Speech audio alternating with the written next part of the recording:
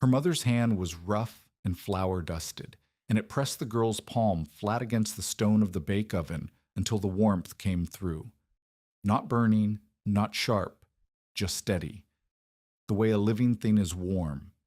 Then the hand moved, guiding the small fingers down to the cellar wall below, where the air was cooler but not cold, and the stone still held something of the fire above it, faint and patient. "Earth is slower still," her mother said. The girl filed the lesson away beside things that did not seem to matter yet. 20 years later, on a kitchen floor in Dakota Territory, the lesson mattered. The woman who had been that girl was kneeling beside a dead hearth, two children asleep in the next room, and the only thing between her family and a winter that was already closing in was a cellar that would freeze before January. Marit Breka was 32 years old and had been a widow for 9 days when she understood that no one in Haugen's Crossing expected her to last until Christmas. The threshing rig had taken Joran on a Tuesday. A belt from the steam engine caught his sleeve at the wrist, wound it tight before anyone could shout, and dragged his arm into the flywheel housing. The impact cracked 4 ribs inward. One of them found a lung. He breathed wet for 6 hours in the back of a neighbor's wagon, and by the time they reached the house, Marit could hear the sound from the doorway, a noise like water being poured into a leather sack. He died on the kitchen floor because she could not lift him to the bed alone, and because the nearest doctor was in De Smet, 19 miles south, and because no amount of boiled rags pressed to a man's chest could undo what a steam-driven belt had done in 2 seconds. She buried him on the rise behind the house where the soil was thinnest. Runa, 9 years old, held Peter's hand through the service. Peter was 6. He did not cry during the burial. He cried that evening when he found his father's boot by the door and tried to put his foot inside it. The claim was 160 acres of Kingsbury County grass, legal for a widow to hold under the Homestead Act so long as she continued residence, improved the land, and survived long enough to prove up. The law did not care that Joran had done the breaking, the planting, the fence posting, and the cellar digging. The law cared that someone with the Breka name slept under the Breka roof and kept the Breka plow in the Breka dirt. If Marit left, the claim reverted. If she failed to improve, the claim reverted. If she died, the children went to the county and the land went to whoever filed next. She could not leave. Her parents were dead in Hallingdal. She had no siblings in America. The fare east to any city with work cost more than she owned. No buyer would pay fair price for a half-improved quarter section in October, and the only man in the settlement making offers on distressed land was Amasa Yates, who ran the store and kept a ledger that had a way of turning flour debt into acreage. Marit's cash box held $18.40. She owed Yates $6.75 for summer provisions. The team was gone. Joran had rented the horses against the harvest to a threshing crew 3 farms east, and the crew boss said the contract died with the man. She had 1 milk cow already thinning on late-season grass, 2 hens that laid every other day if the temperature held, a patched cook stove with a cracked door that leaked smoke when the wind came from the northwest, 9 bushels of potatoes in the outdoor cellar, 4 bushels of rutabagas, 1 sack of flour, 1 sack of cornmeal, and a half barrel of salt pork that smelled wrong near the brine line. The math was not complicated. To get herself and 2 children through to April, 6 months, roughly 180 days, she needed 22 bushels of roots at minimum, 400 pounds of grain or flour, fuel enough for daily cooking, and enough preserved meat or fat to keep the children's bones from softening. She had less than half. And the gap was not the kind that closed with effort. It was the kind that widened because every week she burned fuel she could not replace, ate stores she could not replenish, and moved one day closer to the killing months with nothing new coming in. But the food she did have, the 9 bushels of potatoes, the rutabagas, the last of the carrots. That food only mattered if it survived until she needed it.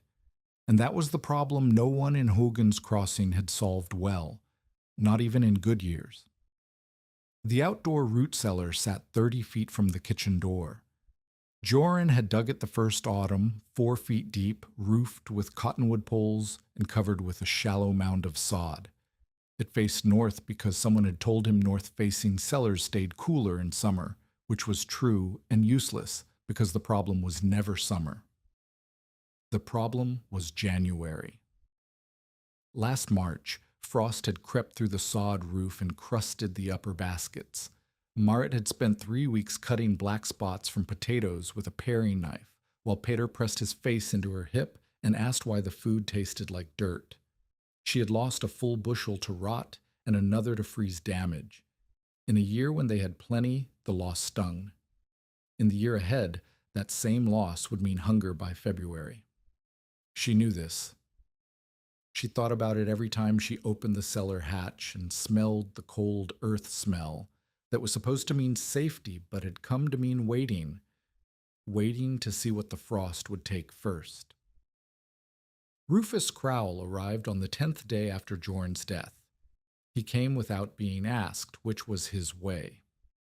Rufus was 56, built like a fence post that had weathered 30 seasons and refused to lean, and he had been the settlement's carpenter, coffin maker, and general authority on structures since before the railroad spur reached Hogan's Crossing. He had served as an army supply hand during the war, which meant he knew how to build things that held weight and how to tell other people their things would not. He did not knock. He walked the property first. Marit watched from the kitchen window as he circled the house, stopped at the cellar mound, kicked the sod with his boot, crouched beside the door frame, and pressed his thumb into the cottonwood header. When he finally came to the kitchen, he did not sit. "Your cellar poles are soft," he said. "Cottonwood rots from the inside. Another season, maybe 2, and the roof sags onto your bins." Marit set coffee in front of him. He did not touch it. "You have 4 feet of depth where you need 6 to get below the frost line proper. You have a sod roof that holds water in fall and freezes solid in January. You have a north-facing door that the wind finds first." He looked at the cook stove, the cracked door, the pile of twisted hay she used for starting fuel. "You need a stone-lined cellar, 6 feet deep minimum, timber-roofed, set away from the house. I can build it." "What does it cost?" Marit asked. $31 for boards and labor, 8 more for hauling fieldstone from the Tevite Creek bed. You would need it done before the ground hardens, which gives us maybe 3 weeks. $39. She had 18 and owed nearly 7. "I do not have it," she said. Rufus nodded as if she had confirmed something he already knew. "Then you do what you can with what you have. Pack the existing cellar tighter, bank more sod against the north side, hope for a mild winter." He paused. "Or you take Yates's offer." Marit's hand stopped on the coffee pot. "What offer?" "He has been telling people he will carry widows through winter. Credit for flour, salt, coffee, whatever you need. No payment until spring?" Rufus looked at the table. "The paper has land language in it. I have seen it." The room was quiet except for Pater coughing in the next room, a dry, barking cough that had started 2 days after the burial and had not stopped. "I'm not signing land to a grocer," Marit said. Rufus picked up his hat. "Then you had better find $39 or a warm hole in the ground, because that cellar of yours will not hold past Christmas, and you know it." He left. Marit stood at the window and watched him walk back toward the road, his shoulders set in the particular way of a man who has said what he came to say and considers the matter finished. She looked at the floor. The loose board near the hearth groaned when she shifted her weight. She could feel warmth through her boot sole, faint, residual from the morning fire. The hearthstones held heat the way good stone did, releasing it slowly, grudgingly, as if the warmth were something earned and not easily surrendered. Outside, the wind pressed against the north wall, and the cellar door rattled in its frame. The realization did not arrive as a flash of genius. It arrived as a question asked in the dark, on hands and knees, with cold fingers and a failing candle. 3 days after Rufus's visit, a cold rain blew in from the northwest. Not snow, not yet, but a soaking, bone-reaching rain that turned the yard to gray mud and sent water seeping through the cellar's sod roof. Marit crawled inside with a tallow candle and a tin cup to check the bins. The upper baskets were damp. The earth walls wept.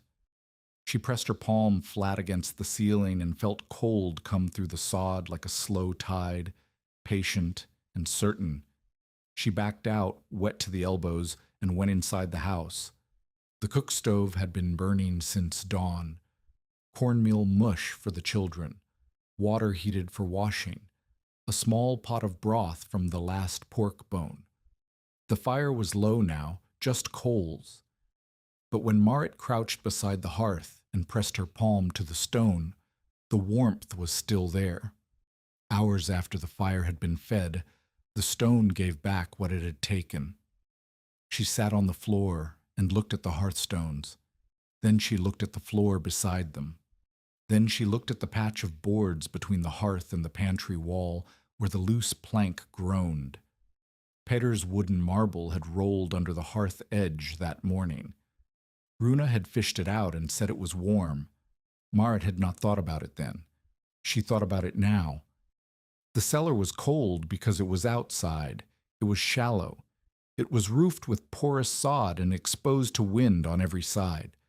The house was warm because the fire heated the stone, and the stone heated the air, and the walls, poor as they were, kept the wind from stealing the warmth back. What if the food lived where the warmth lived? Not beside the fire, not in the kitchen where the air dried everything and the temperature swung between too hot and too cold every time she opened the door, but below the fire, below the stone. In a chamber dug into the earth beneath the hearth itself, where the heat from above would pass through stone and clay and packed earth before it ever reached the bins, arriving not as fire, but as slow, steady warmth, the way her mother had described it. The memory surfaced like something that had been waiting. Marit was 8 years old, the kitchen in Hallingdal. Her mother, Bere Vangen, had taken Marit's hand and pressed it flat against the stone of the bake oven. The stone was warm, not burning, not uncomfortable, just warm the way a living thing is warm. Then her mother moved Marit's hand to the wall of the cellar that sat beneath the oven, separated by 3 feet of packed earth and flat stone. "Feel," her mother said.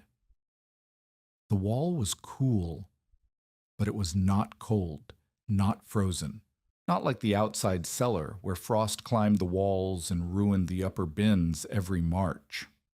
"Stone gives back slowly," her mother said. "Earth is slower still. When you put something between fire and food, you put time between them. The fire does not touch the food.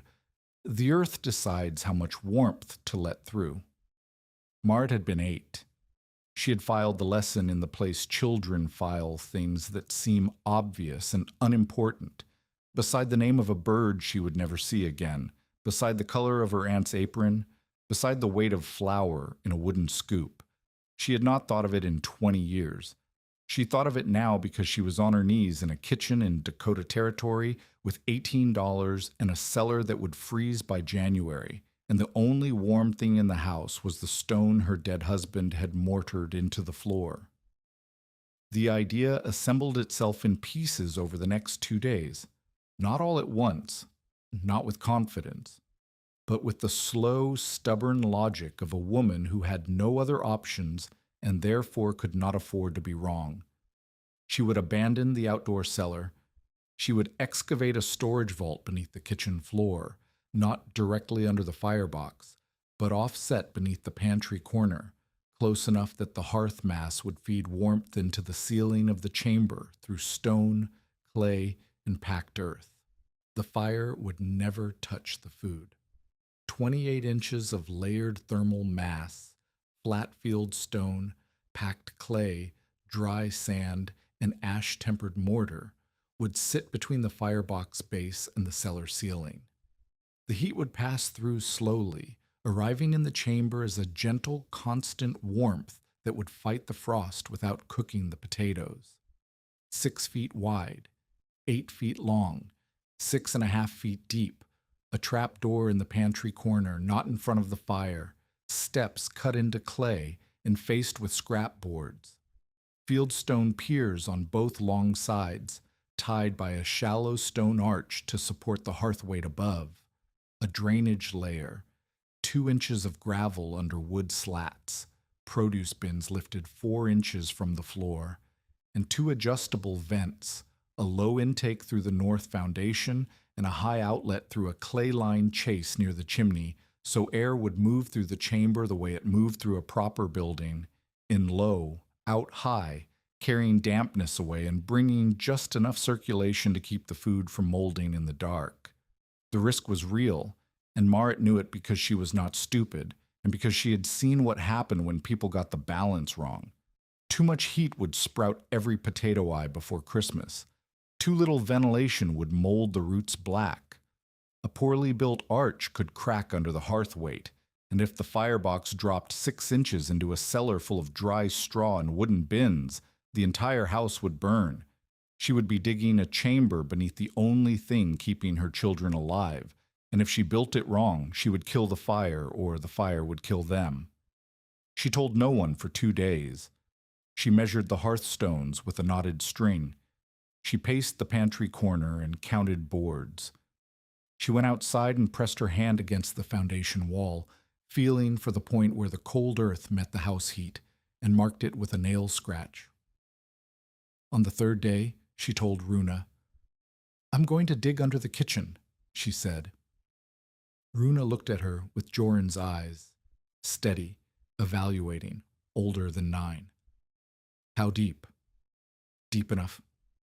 "Will it hold?" Marit did not answer because she did not know. Randy Stensland found out the way most people found out things in Haugen's Crossing. She saw the dirt. Randy was 38, a neighbor a half-mile east, mother of 5 children who ranged from 14 to 3, and the kind of woman who noticed everything and kept her conclusions to herself until she had enough evidence to be certain. She noticed the washtub full of gray clay sitting beside Marit's door. She noticed the boards stacked against the south wall with nail holes that meant they had been pulled from a floor.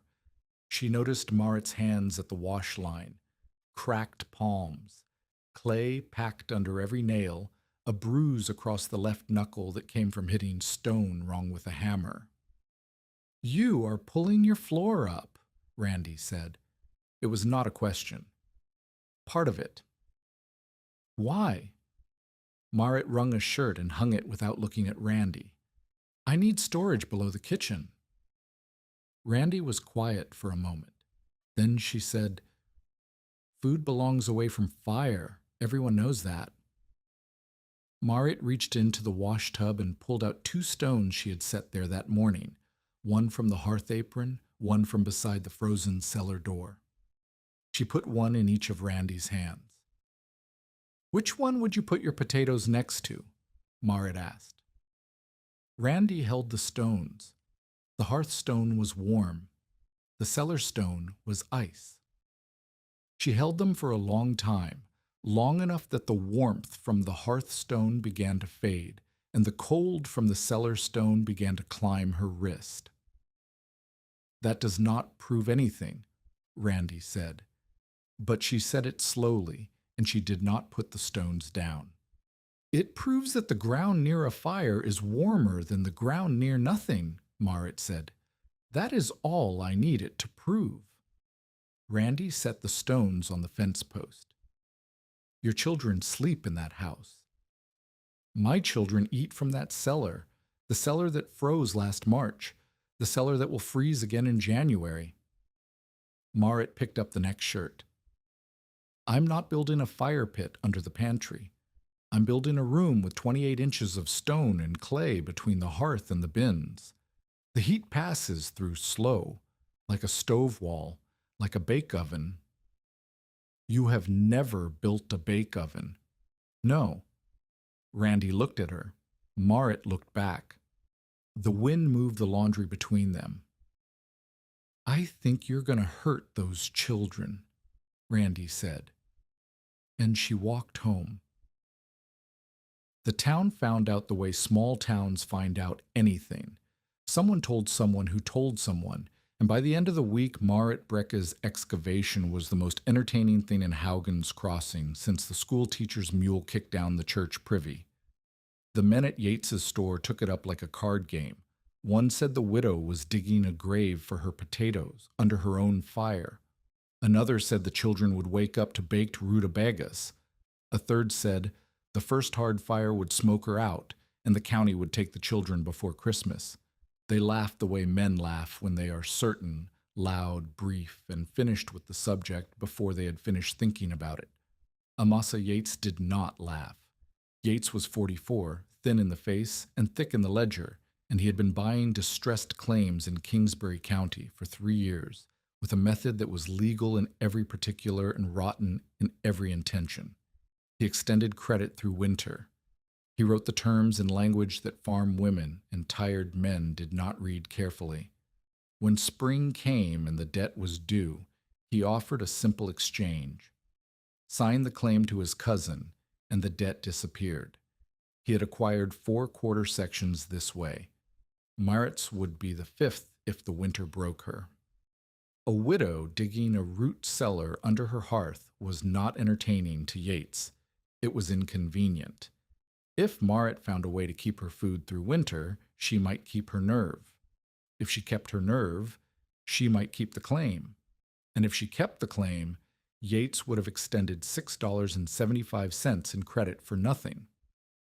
He arrived at Marit's door on a Thursday, ledger under his arm, wearing the concerned expression he practiced on every widow and orphan in the settlement. I heard you were tearing your floor apart, he said. Marit stood in the doorway. She did not invite him in. I am building storage.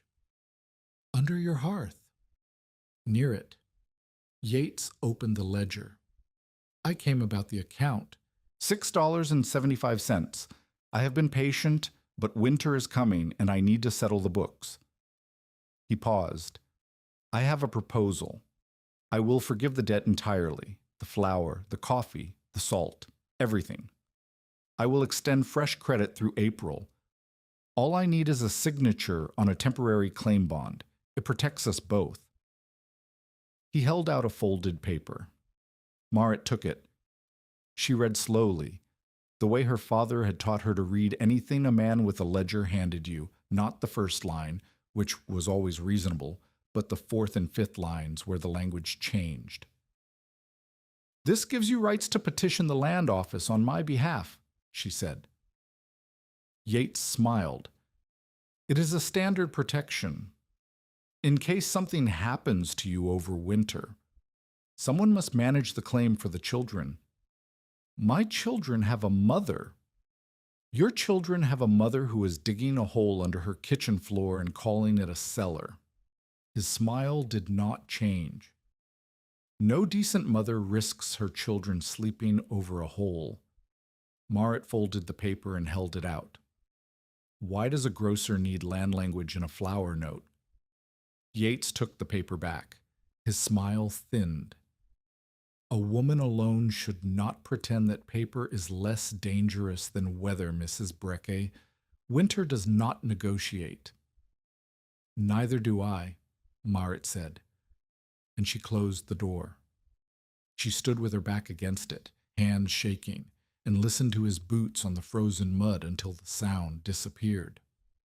Then she went to the pantry, pulled the loose boards, and climbed down into the hole she had started digging 3 days ago. The hole was 22 inches deep. She needed 78 more. Rufus Crowell heard about the plan from Yates, which meant he heard about it with commentary attached. He came back to the Brecky property on a cold morning with his arms folded and his mouth set in the particular line that meant he had already made up his mind. "I will not help you build it," he said, "and I want that said plain so there is no confusion when the hearth drops." Marit was standing in the yard with a mattock, her breath white, her knuckles raw. "I did not ask for your help." "You did not need to. I am telling you what happens when someone without masonry training builds a stone arch under a loaded hearth. The arch key's wrong. The pier shifts. The firebox drops. The house burns." He pointed at the door. "Those children are inside." "I know where my children are." "Then act like it." Rufus pulled his collar up. "I built cellars in the army. I have seen men who knew stone make mistakes that kill them. You are a farm wife with a mattock. This is not stubbornness, Mrs. Brecka. This is pride dressed as survival." Marit drove the mattock into the frozen ground. It bounced. She drove it again. It bit an inch. "When the frost reaches the bottom of that outdoor cellar in January," she said, "what do I feed them?" Rufus did not answer. He watched her swing the mattock 3 more times, and then he left. That was the last time anyone offered direct help for 11 days. Marit was alone with a plan that 3 people had now told her would fail, a hole that grew by inches, and a winter that was not waiting for her to be ready. She started before dawn and worked until the light failed. The ground was hard clay beneath 8 inches of topsoil, and it fought the mattock the way clay fights everything, not with resistance, but with weight, with density, with the patient certainty that it had been there longer and would be there after she quit. She hauled dirt in the wash tub because she could not afford a wheelbarrow. Each load weighed more than Pater. She carried it to the south side of the house and dumped it against the foundation wall, where it would serve as banking against the winter wind. First day, 18 inches down, arms burning, 1 blister opened on her right palm. Second day, 26 inches. The clay turned darker and wetter. Water seeped into the footholes. Third day, the mattock handle cracked at the neck. She bound it with wire and a leather strap cut from Joran's old harness. Fourth day, 3 feet. One wall began to slump where the clay was wettest. She braced it with boards pulled from the broken chicken coop, knowing the boards would rot, but needing them to hold for now. The children watched her come inside each evening with clay on her face, clay in her hair, clay ground into the lines of her palms until her hands looked like the hands of someone 50 years old. Runa cooked the cornmeal. Pater carried water from the well without being asked. Neither of them said anything about the hole growing beneath the kitchen, but Runa began sleeping with her coat on, and Pater stopped playing near the hearth. On the 8th day, the east wall slumped. Not collapsed, slumped, sagging inward like a tired shoulder, clay sliding in a slow, wet sheet that buried the bottom 2 steps and pushed a board brace sideways with a groan that Marit heard from inside the kitchen. She climbed down and found the damage in candlelight. The wall had lost 6 inches of profile. The clay at the base was saturated with groundwater she had not expected at this depth. She sat in the mud at the bottom of the hole and pressed her hands against her face. The candle guttered. Water seeped through her boots. Above her, the kitchen floor was open, and she could hear Pater coughing, that dry barking cough that had been getting worse. The hole was 4 feet deep. She needed 6.5.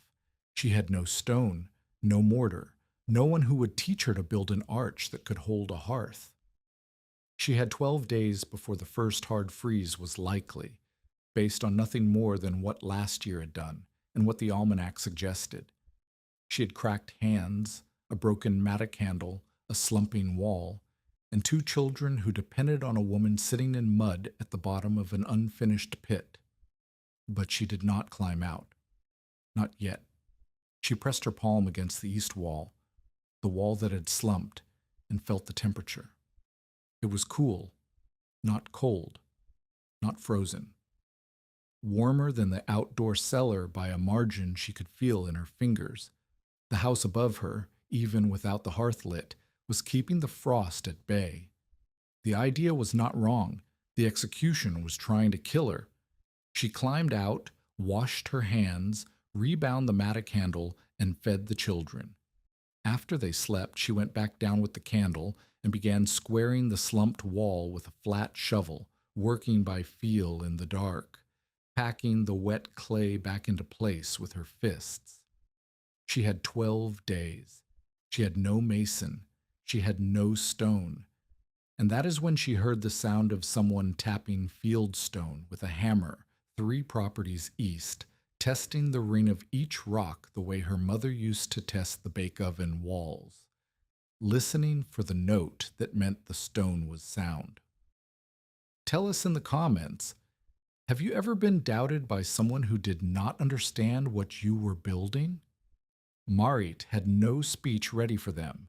She only had clay under her nails and 6 feet of unfinished earth beneath her kitchen. She did not know his name yet. She did not know that the sound she was hearing was a 61-year-old Norwegian stonemason named Kittel Assen, half lame from a quarry accident in Wisconsin, testing fieldstone for a cracked schoolhouse chimney. She did not know that he had spent 40 years setting stoves and building hearths and arching stone over fire in ways that held. She only knew the sound, and the sound meant someone nearby understood stone. The mattock handle held, the candle burned, and 12 days was not nothing. Kittel Assen did not come to Marit. Marit went to Kittel. She found him behind the schoolhouse on a morning so cold the grass cracked under her boots. He was sitting on an overturned bucket with a chipping hammer in his right hand and a fieldstone the size of a loaf of bread in his left, and he was turning the stone slowly, tapping it at intervals, listening. His left leg was extended straight in front of him, stiff from the knee down, and beside him sat a pile of rejected stones and a smaller pile of accepted ones. The accepted pile was sorted by shape, wedges separate from flats, flats separate from rounds. He did not look up when she approached. He tapped the stone twice more, set it on the rejected pile, and picked up another. "You are the one fixing the chimney," Marit said. "I am the one deciding whether the chimney can be fixed." He tapped, listened, set the stone down. The mortar is gone on the east face. The flue liner is cracked from the cleanout to the second course. Whoever built it used river cobbles instead of split stone, which means the heat found round surfaces and worked them loose. He looked up. His face was weathered past any guess at age, but his eyes were clear and sharp and focused on her hands before they found her face. "You have been digging." "Yes." "Clay soil, wet, probably slumping on you." Marit said nothing. Kittel set the hammer across his knee. "I heard what you're doing. Randy Stensland told the school teacher, and the school teacher told me while I was looking at her chimney. She said the widow on the west quarter is digging a root cellar under her kitchen hearth, and the whole town thinks she has lost her mind." "Have I?" Kittel picked up another stone and tapped it. The sound was flat, dead. He tossed it. "That depends on whether you know the difference between a stone that rings and a stone that thuds. The one that rings is sound. The one that thuds has a crack inside." He looked at her again, longer this time. "Who taught you that?" "My mother. She grew up beside a bake oven in Hallingdal." Kittel set the hammer down. He did not smile, but something changed in the line of his mouth, a loosening, as if a decision had been made behind his face before he announced it. "Show me what you have dug." He walked slowly. The quarry accident had taken most of the motion from his left knee, and he used a cane made from a hickory spoke that had been part of a wagon wheel in a previous life. Marit matched his pace without offering her arm, which he noticed and did not comment on. At the house, he lowered himself down the makeshift steps into the unfinished pit. Marit held the candle. Kittel pressed his palm against each wall, knocked the clay with his knuckle, tested the floor with his cane tip, and looked up at the underside of the kitchen floor above them. The joists, the hearthstone edge, the gap where boards had been pulled. "Your east wall slumped because you did not batter it," he said. "Clay walls in wet ground need to lean outward at the base, 2 inches of batter per foot of height. You dug straight so the water pushes the wall inward." He poked the floor. "Your drainage is nothing. Water sits here. Water rots bins, rots food, rots the slats under the food. You need 2 inches of gravel under everything, and the gravel needs somewhere to send the water." He looked at the hearthstones above. "How thick is the stone from firebox to this ceiling?" "I measured 22 inches of stone and mortar. You need 28 minimum. 22 will pass too much heat too fast. Your potatoes will think it is spring by November and sprout eyes before you need them." He tapped the ceiling with his cane. Flat field stone, packed clay, dry sand, ash-tempered mortar. 4 layers. Each one slows the heat a little more. The fire does not talk to the food. The stone talks to the clay talks to the sand talks to the mortar. By the time the warmth arrives, it has forgotten it was fire. Marit watched his face in the candlelight. "Can it be built?" "It can be built by someone who knows stone." "Will you build it?" Kittel laughed, a short, dry sound like a stone splitting clean. "I am 61 years old with half a leg. I cannot dig your hole and I cannot carry your rock. I can tell you when the hole is trying to kill you." He pointed the cane at the slumped east wall. "Like now." "I'm not asking you to dig," Marit said. "I'm asking you to teach." Kittel was quiet. He looked at the walls, the floor, the underside of the hearth. He looked at Marit's hands, the cracked palms, the clay-black nails, the wire-bound mattock calluses. He was seeing something in those hands that the town had not seen, something Rufus had missed and Randy had overlooked. He was seeing competence, not mastery, not skill, but the raw, stubborn foundation on which skill could be built if someone showed her where to put the stones. "I will come in the mornings," he said. "I have the schoolhouse chimney to finish, and I move slow, but I will come." He pulled himself up the steps one at a time, his bad leg dragging on each riser.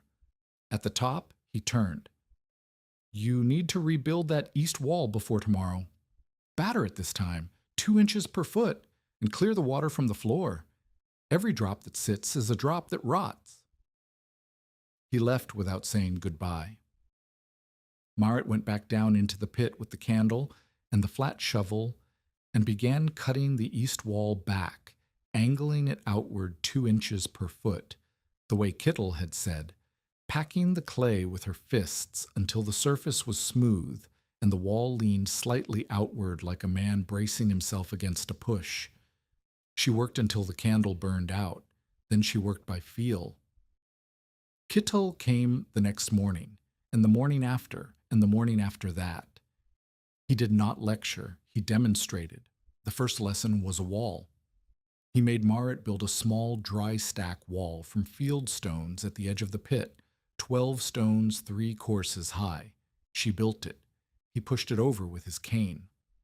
"The stones do not bite," he said. "You stacked flat on flat, flat slides. You need to break the joint. Every stone must sit on the seam between the 2 below it, like teeth. Teeth bite because they interlock." She rebuilt the wall. He pushed it again. It shifted but held.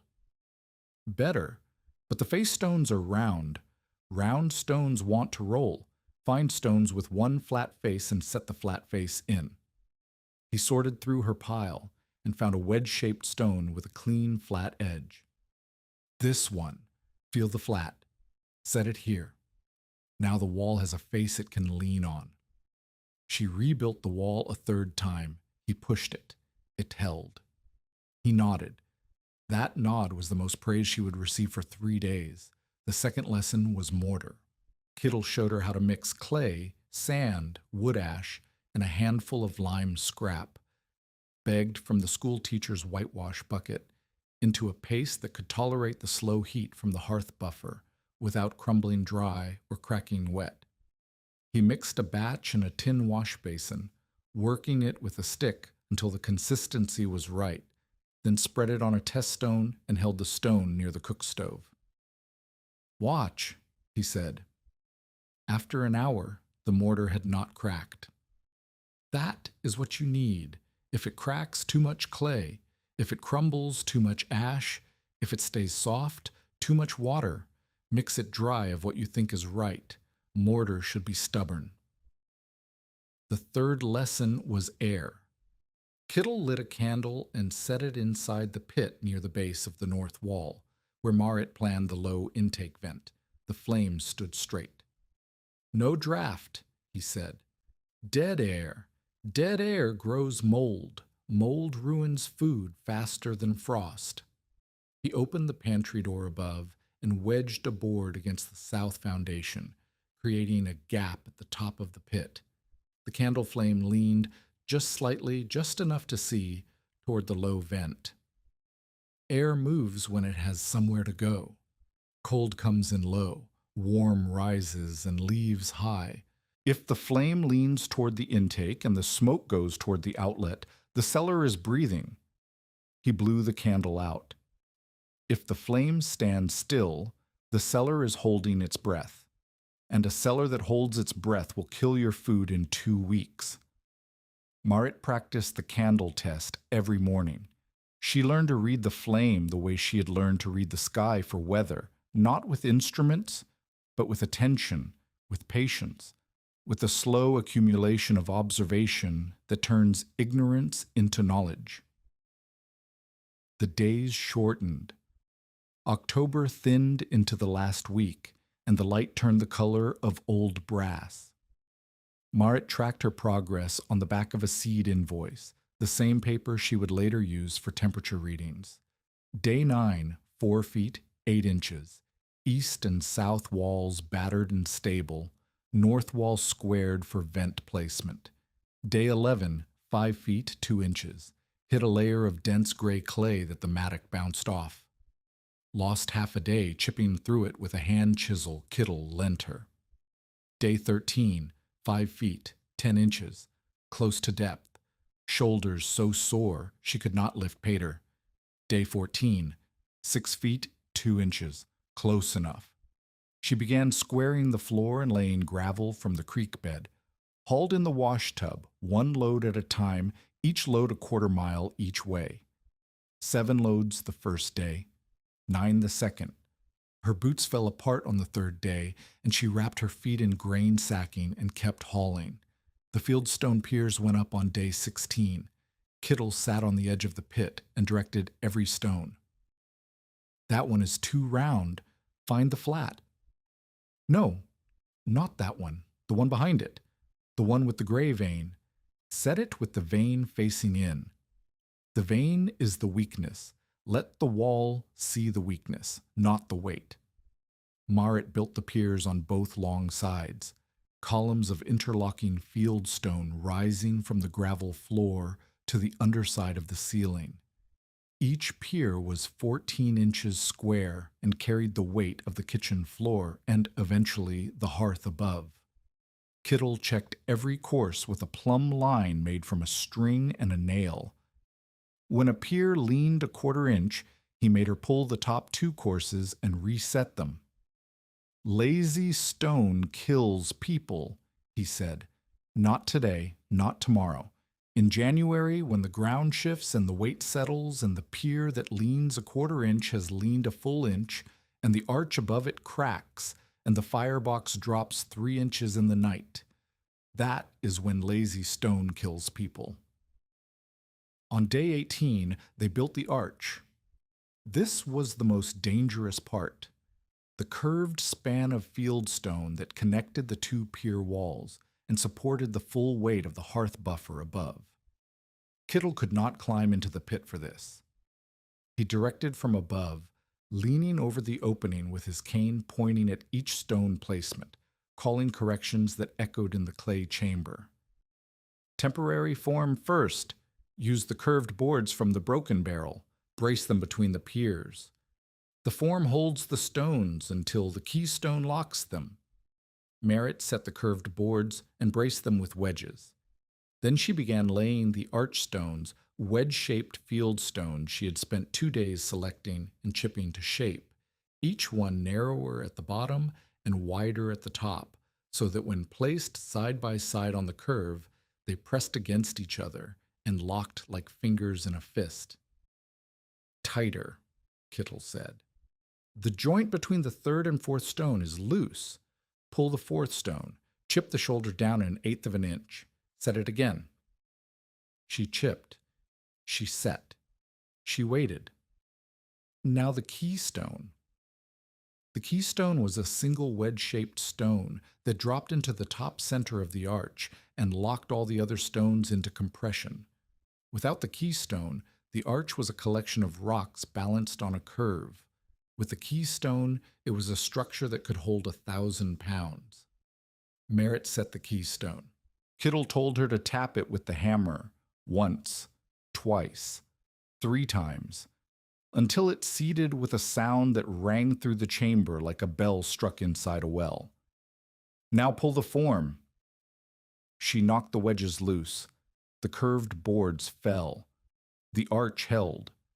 Merritt stood beneath it and looked up at the underside of a stone span she had built with her own hands, and for the first time in 19 days, the weight above her was not pressing down.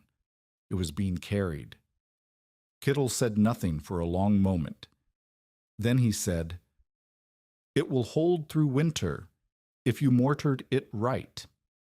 If you did not, it will tell you, and it will not be gentle about it."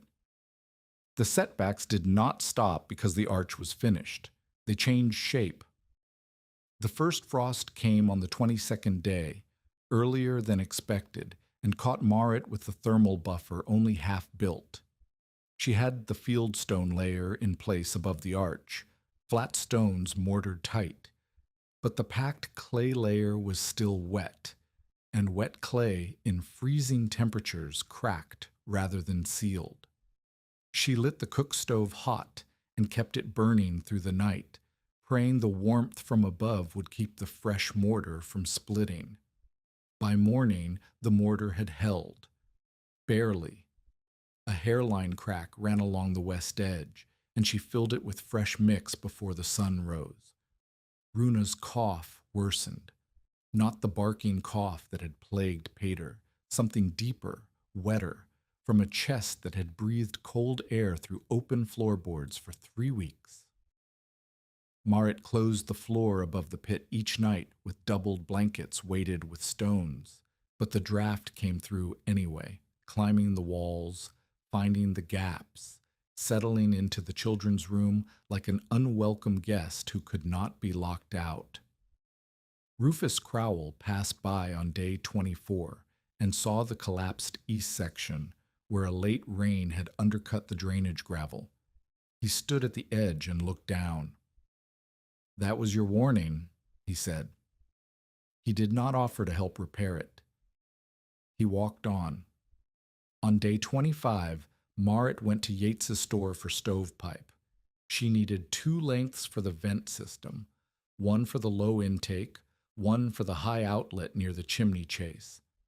Yates looked at her from behind the counter. "Stovepipe is $2 a length," he said. "Cash." "I can pay $1 now and the rest after." "Cash," Yates said. "I have extended enough to the Bricky account."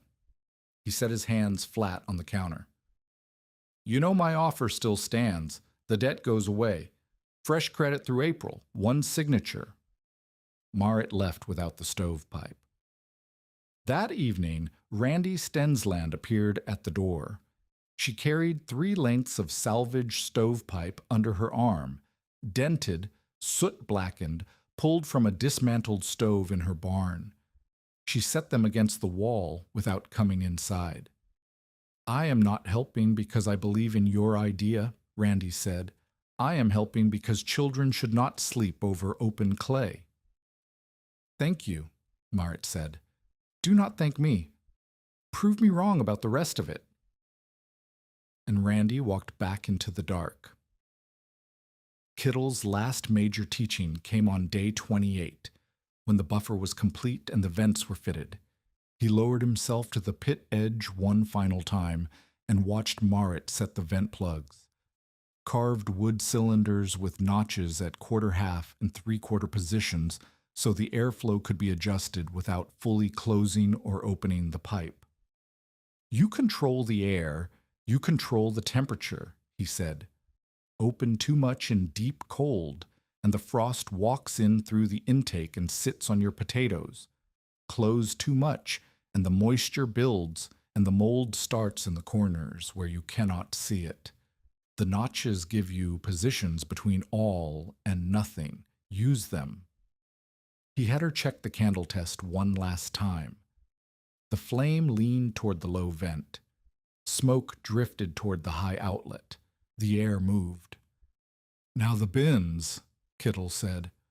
4 inches off the floor, never touching the wall, never touching each other. Air between everything. Potatoes in the dark lower bins. They green in light, even candlelight if you leave them long enough. Carrots and damp sand separate from the potatoes because carrots breathe moisture and potatoes want dry air. Onions high and dry, away from everything, because onions spoil whatever they touch. "Apples?" Marit asked. "If you get apples, keep them apart. They give off a gas that wakes potato eyes. I do not know why. I only know that every cellar where I have seen apples beside potatoes, the potatoes sprouted before January." Marit built the bins from salvaged boards and the last of the chicken coop lumber. She built them the way Kittle described, raised on gravel, separated by air gaps, sorted by need. The potatoes went in first, 9 bushels, each one inspected by hand, the damaged ones set aside for immediate use, the sound ones laid in single layers with dry straw between them. Then the rutabagas. Then the carrots, packed in creek sand that Runa helped carry in buckets. The trap door went on last. Marit hung it on leather hinges cut from the harness strap and weighted it with a flat hearthstone that had cracked during the rebuild. The stone was too broken for the buffer, but heavy enough to seal the door. She closed the trap door. She lit the cook stove. She waited. Kittle stood in the kitchen, leaning on his cane, watching the stove draw. The fire caught. The heat rose into the chimney and into the hearthstones, and into the mass of field stone and clay and sand and mortar that separated the fire from the food below. "Stone lies at first," he said. "It tells the truth slowly. Do not trust the first reading or the second. Trust the 7th. By then the stone has said what it means." November came the way November comes to the northern plains. Not with a single announcement, but with a series of warnings that most people ignored until the final one could not be ignored. The first reading came at dawn on the 3rd of November. Marit opened the trap door, climbed down 3 steps, and held the schoolteacher's spirit thermometer at arm's length in the center of the chamber. The glass was cold in her fingers. She waited until the mercury settled. 38 degrees. She recorded it on the back of the seed invoice. Nov 3, dawn 38. That afternoon, after 4 hours of cooking fire, 46 degrees near the hearth wall, 43 in the center, 41 at the far end. The next morning, 40 degrees at dawn, 44 by afternoon. By the 5th day, the pattern was emerging. The cellar held between 38 and 46 degrees, depending on the fire above and the outside temperature. The thermal buffer was doing what Kittle said it would, slowing the heat, softening the spikes, turning the sharp swings of fire and frost into a low, steady murmur of warmth that the potatoes could live with and the frost could not easily penetrate. But the numbers were not the only thing she was watching. One corner, the northwest corner, farthest from the hearth and closest to the intake vent, smelled damp. The sand around the carrot bin was darker than the rest. The air there moved slower, and when Marit held the candle near the floor, the flame barely flickered. She adjusted the vent plug to the half-open position. The draft increased. By the next morning, the corner smelled drier, and the sand had lightened. Potatoes need temperatures above freezing but well below room temperature, steady humidity, darkness, and air movement to avoid greening, sprouting, sweetening, or rotting. The cellar was holding near the range, but it had not been tested.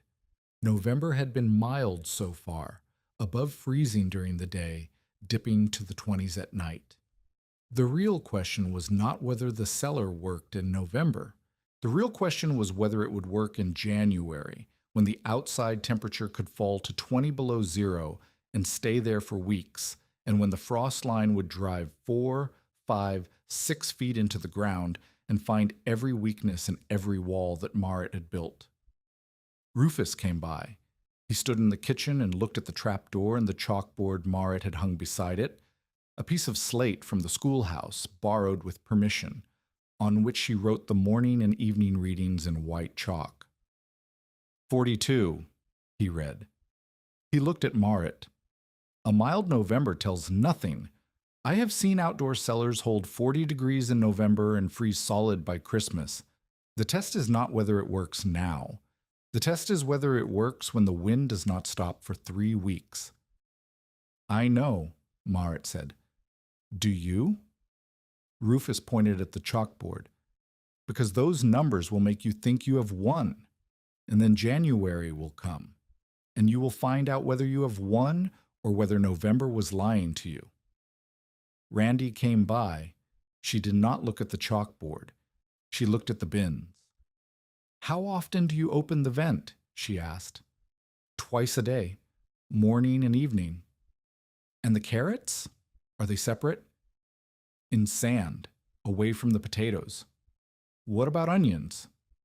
High shelf, dry air, away from everything else. Randy was quiet.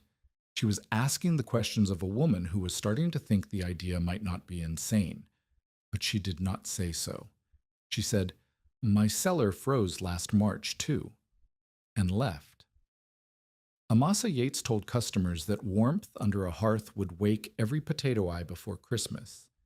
He said it with the confidence of a man who had never tested the claim, but understood that confidence was its own kind of proof in a settlement where most people had not seen the inside of a book since childhood. Kittle checked the arch on the 10th of November and found a hairline crack in the mortar between the keystone and the third stone on the east side. He did not panic. He frowned, which was worse, because Kittle's frown meant something structural had spoken, and he was deciding whether the message was a whisper or a warning. Unload half the stone weight above the west side, he told Marit. You have too much mass bearing on the east pier. The arch is sound, but the mortar's telling you it does not like the distribution. Reset the 2 supports on the east. Pull them, remortar, and shim with flat chips. Then reload slowly. Let each layer cure before you add the next. Marit spent 2 days on the repair. She unloaded the buffer stones above the west pier, pulled the east supports, remortared them with fresh mix, shimmed the base with thin stone chips, and rebuilt the stack 1 layer at a time, waiting 4 hours between courses. The crack did not widen, the mortar held. But the repair had cost her 2 days, and in those 2 days the sky had changed. The western horizon had taken on the flat, gray, featureless look that the old settlers called a lid. A low-pressure system rolling in from the territories, heavy with moisture and cold. the kind of sky that could sit on the plains for 2 weeks without lifting. On the 14th of November, the temperature dropped 11 degrees between sunset and midnight. By dawn, the window panes were opaque with frost. By noon, the wind had started, not the steady, manageable wind of autumn, but the driving, horizontal, knife-edged wind of early winter, the wind that pushed snow sideways and found every crack in every wall and turned the air itself into a weapon. The hard winter had begun. The historical record is clear about what happened on the northern plains in the winter of 1880 to 1881. The blizzard started in October and did not stop. Snow fell, melted, froze, and was buried by more snow. The railroad stopped running because the cuts filled faster than crews could shovel them clear. Towns that depended on rail shipments for flour, coal, and supplies found themselves cut off for weeks at a time. In some settlements, families burned twisted hay because they had no wood and no coal. In others, they ate seed wheat because they had no flour and no way to get it. In Hogan's Crossing, the first week was bad. The second week was worse. By the third week, people had stopped calling it winter and started calling it the Great Freeze, which was not a name that anyone chose, but rather a name that arrived the way names arrive in desperate times. Out of repetition, out of exhaustion, out of the need to call the thing that was killing them something other than the thing that was killing them. The sequence of the crisis, as Marit would later remember it, went like this. The wind came first.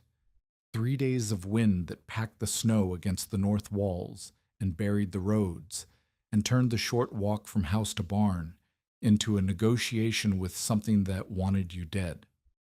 Marit tied a rope from the kitchen door to the well, the way Jorn had done every winter, and she held the rope with both hands when she went for water, because the wind was strong enough to turn her sideways, and the snow was thick enough to lose the house in. Then the cold came. Not the 20-degree cold of November, which was hard but manageable. The real cold. The cold that made the nails in the walls pop with a sound like distant gunshots. The cold that froze the water in the bucket beside the stove overnight. The cold that crept through the walls and the floor and the ceiling and settled into everything. The blankets, the boots, the children's fingers, the air in Marit's lungs when she breathed. Marit woke before dawn on the 9th day of the freeze. Ice coated the inside of the window, not frost, but actual ice. A sheet of it, thick enough that when she tapped it with her nail, it did not crack. The cook stove was cold. She had banked it the night before, but the fire had died sometime after midnight, and the kitchen temperature had dropped to a point where she could see her breath in the dark. She rebuilt the fire. While the stove heated, she opened the pantry trap door and went down 3 steps. The air in the cellar was different from the air in the kitchen, warmer, heavier, smelling of earth and straw and the faint sweetness of stored potatoes. She held the thermometer. 41 degrees. Outside, the temperature was somewhere below 0. In the kitchen, it was barely above freezing. In the cellar, it was 41 degrees. The thermal buffer was working. The stone and clay and sand above the chamber were absorbing the slow, banked warmth of the hearth and releasing it downward into the vault, fighting the frost that tried to climb up from the frozen ground below. She checked the bins. The potatoes were firm. The rutabagas were cool to the touch, but not hard. The carrots in their sand bed were intact. The onions on the high shelf were dry and papery and showed no sign of mold. Then she checked the vents. The high outlet, the clay-lined chase near the chimney, was clogged. Not fully, a rime of frost had built up inside the pipe where the warm cellar air met the cold outside air, and the ice had narrowed the opening to half its width. The candle flame, when she held it near the low intake, leaned, but barely. The air was moving, but slowly, too slowly. If the vent closed completely, the air in the cellar would stagnate. Moisture from the vegetables and the earth walls would build. Mold would start in the corners, the same corners where the damp smell had worried her in November. And mold, once started in a closed space, could ruin a bin of potatoes in 4 days. Marit climbed back up and went to the kitchen door. The wind hit her like a wall. She could not reach the chimney vent from outside. The snow was banked 5 feet against the north wall, and the vent opening was 8 feet up, crusted in ice, unreachable without a ladder she did not own and could not use in wind strong enough to push a grown woman sideways. She went back inside and stood over the trap door, thinking. The vent had to be cleared from inside, but the chase was narrow, 4 inches of stovepipe, and the clog was near the top, where the pipe passed through the wall. She needed something long, thin, and strong enough to chip frost from the inside of a pipe without cracking the clay liner. The bent stove poker. Runa's bent stove poker, the one the girl had warped by leaning on it last winter, the one Marit had meant to straighten but never had. It was thin enough to fit the pipe and strong enough to chip ice. She was about to go down when Kittel appeared at the kitchen door. He should not have been outside. He was wrapped in a quilt coat that made him look like a moving piece of furniture, and his face was gray from cold and effort, and his cane punched through the snow crust with each step. He had forced himself across the distance from the schoolhouse, where he had been sleeping in the back room since the chimney repair, to Marit's kitchen, in a wind that could kill a healthy man in an hour. The vent, he said. He did not need to ask. He knew. 40 years of setting stoves and building flues had given him the instinct for what happened to pipe in deep cold, the frost buildup, the narrowing, the slow strangulation of airflow that most people did not notice until the damage was done. He showed Runa how to clear the vent from inside. He did not do it himself. His hands were too stiff and his balance too uncertain on the cellar steps. He stood at the trap door and told Runa, 9 years old, thin-armed, small enough to reach the upper pipe, how to insert the bent poker, how to twist it against the frost, how to feel for the moment when the ice broke free and the draft resumed. Gently, he said. The clay liner cracks if you hit too hard. Chip, do not stab. Chip, twist, chip. Runa chipped. She twisted. She chipped. A chunk of frost fell past her arm and shattered on the gravel floor. The candle flame, which had been standing nearly still, leaned toward the intake vent and held. There, Kittel said. Now the cellar breathes again. He sat at the kitchen table and accepted coffee. His hands shook around the cup. Marit saw the color of his fingertips, white at the edges, blue at the nails, and understood what it had cost him to cross the yard. You cannot do that again, she said. I will not need to. The girl knows how, and the cellar will need clearing every 3 or 4 days in this cold. Make it her chore. She is old enough. She is 9. Kittel looked at her. You were digging a cellar under your kitchen with a broken mattock and no mason. Age is not the question. Willingness is the question. He stayed for an hour. He told Marit 2 things she needed to hear. The first, keep the fire steady, not roaring. A panic fire, the kind people built when they were afraid, when they fed the stove everything they had because the cold felt personal, and the only answer to fear was more heat, would spike the temperature in the cellar above 50 degrees and wake every dormant potato eye in the bins. The potatoes would begin to sprout, drawing on their own starch, softening, wrinkling, turning from food into seed that could not be eaten and could not be planted until April. Steady fire, Kittel said. Small fire. The cellar does not need you to fight the cold. It needs you to slow the cold. The buffer does the work. You just keep the warmth coming. The second thing, the crack in the arch mortar had not returned. I checked before I came.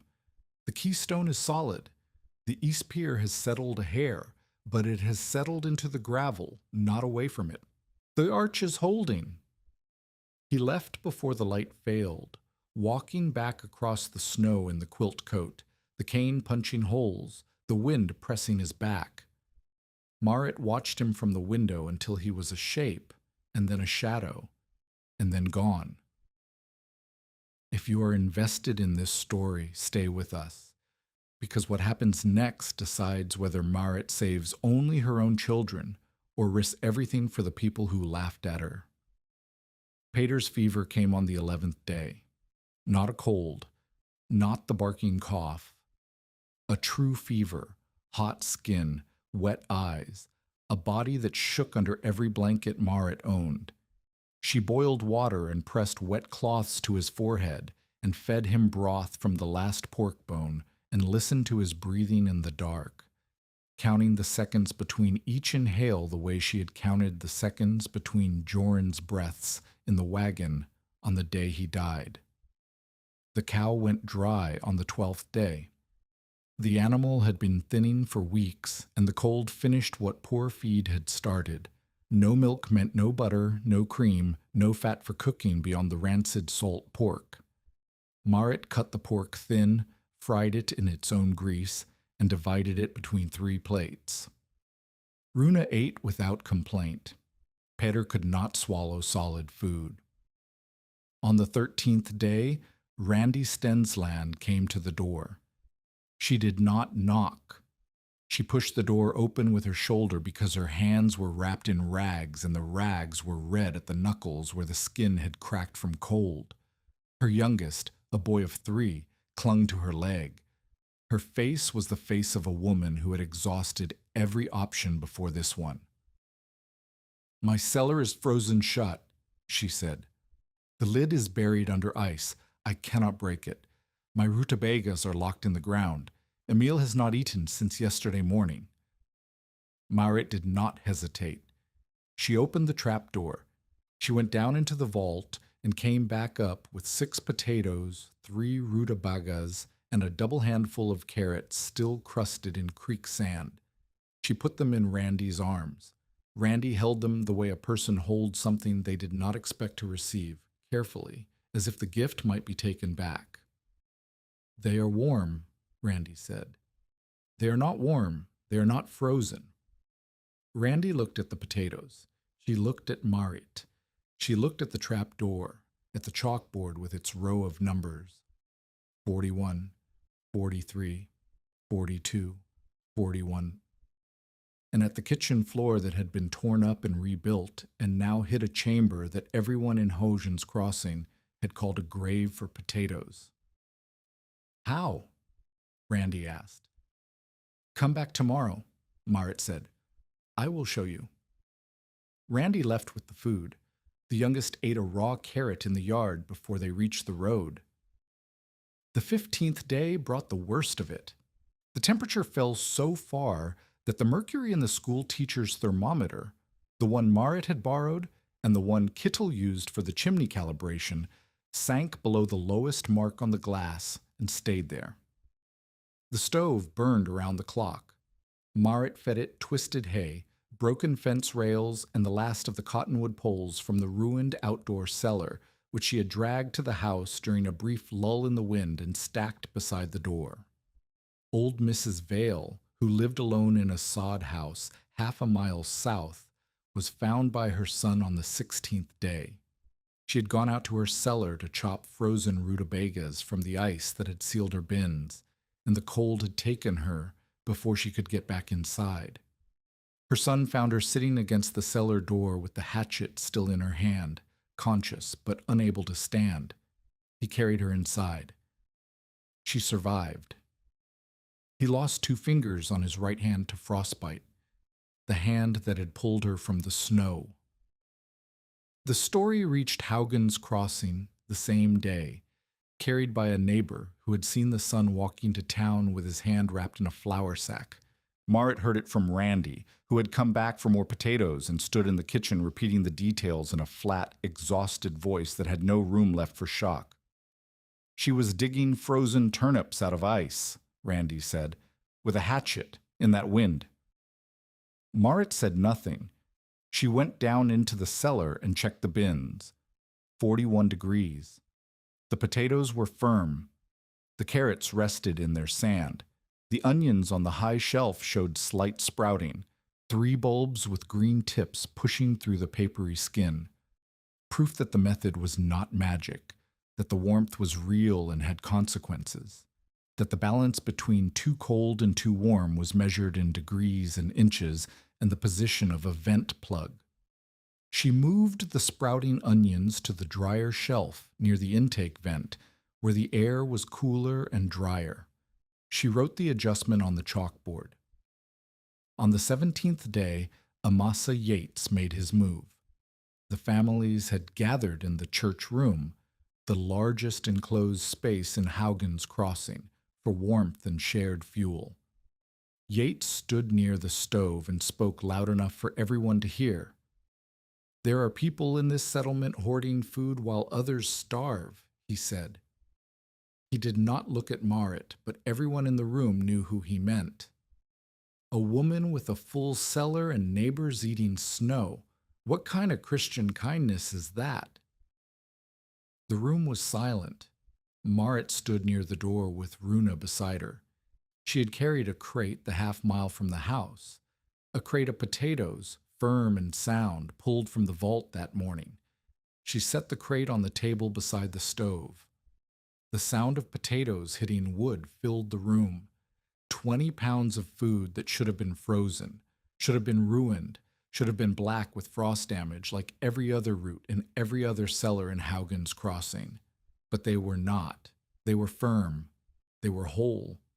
They were the color of food that had been stored properly, kept at the right temperature, in the right humidity, with the right ventilation, in a chamber that everyone in the room had laughed at. Yates looked at the potatoes. The room looked at Yates. No one spoke. Marit said, "Anyone who needs food can come to my kitchen. I will show you where it is, and I will show you why it is still good." She picked up Runa's hand and walked out of the church room into the wind. After 17 days of killing cold, the cellar held between 39 and 44 degrees. 3 outdoor cellars in the settlement had frozen deep enough to split potatoes and turn stored turnips glassy. Randy's rutabagas were locked in ice. The schoolhouse emergency store, a barrel of potatoes and 2 sacks of flour donated by the church board in September to Sparks, had frozen along its north wall, ruining half the barrel. Yates's rented cellar, the one he had advertised to customers as deep enough for any winter, had lost 2 barrels of potatoes to frost that crept through the plank roof and crusted the upper layer of every bin. Marit's cellar held. The stone held. The clay held. The arch held. The vents, cleared every 3 days by a 9-year-old girl with a bent stove poker, held. The method worked, and the people who had called it a grave for potatoes now stood in the church room looking at food that had survived because a widow understood what her mother had taught her about stone and fire and the slow patience of earth. The crisis did not end with a single morning. It loosened its grip the way a fist loosens, slowly, reluctantly, 1 finger at a time. The wind died on the 19th day, but the cold held for 3 more. The road to town did not open until the 23rd day, when 2 men with a team of oxen broke a path wide enough for a single wagon. The first train through Haugen's Crossing arrived on the 26th day, carrying flour, salt, coal, and a mailbag that had been sitting in a depot 60 miles east for 2 weeks. By then, the damage was counted. 2 families had lost their entire root stores to frost. 3 more had lost half.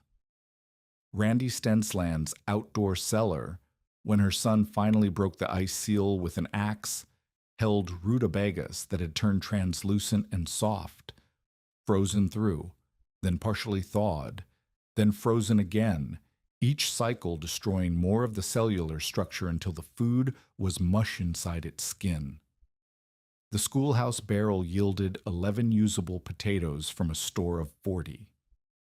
Mrs. Vale's cellar was not opened until spring because no one had the strength or the will to dig through 6 feet of banked snow and frozen sod to reach food that everyone already knew was ruined.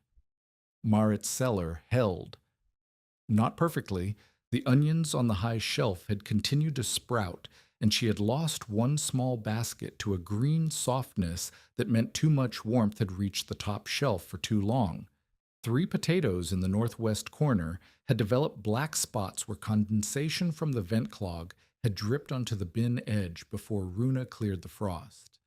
But 9 bushels had gone in, and what came out through 26 days of killing cold was 8.5 bushels of sound potatoes, 3.5 bushels of firm rutabagas, and enough carrots to keep the children fed through the slow, grudging thaw of late February. The numbers did not lie. The thermometer did not lie. The chalkboard beside the trap door, its rows of readings in Marit's careful hand, 41, 43, 42, 41, 39, 44, 42, did not lie. The cellar had held between 39 and 44 degrees while the world above it tried to kill everything that breathed. Rufus Crowell came on the first day the road was passable. He did not announce himself. He stood in the kitchen and looked at the trap door and the chalkboard and the row of numbers, and he said nothing for long enough that Runa, standing by the stove, looked at her mother with the expression of a child who knows something important is happening but does not know whether it is good or bad. "I want to see it," Rufus said. Marit opened the trap door. Rufus went down the steps, all of them, which was unusual for a man who had refused to enter the pit during construction. He stood in the center of the chamber with his head nearly touching the arch, and he looked at the walls, the piers, the stones, the gravel floor, the bins. He held the thermometer at arm's length in the middle of the chamber and waited. 42, he said. He looked at the arch. He ran his hand along the keystone and the mortar joints. He pressed his thumb into the clay between the buffer layers above and checked it for crack or crumble. He tested the bins by pushing. They did not shift. He crouched at the gravel floor and felt for standing water. There was none. He came back up the steps and stood in the kitchen. Marit waited. Runa waited. "I would not have wagered a bent nail on it," Rufus said. He sat at the table. He did not touch the coffee Marit set in front of him, not out of refusal, but out of the particular distraction of a man rebuilding his understanding of something he thought he knew. "I was wrong about the heat," he said. "I thought fire above meant rot below.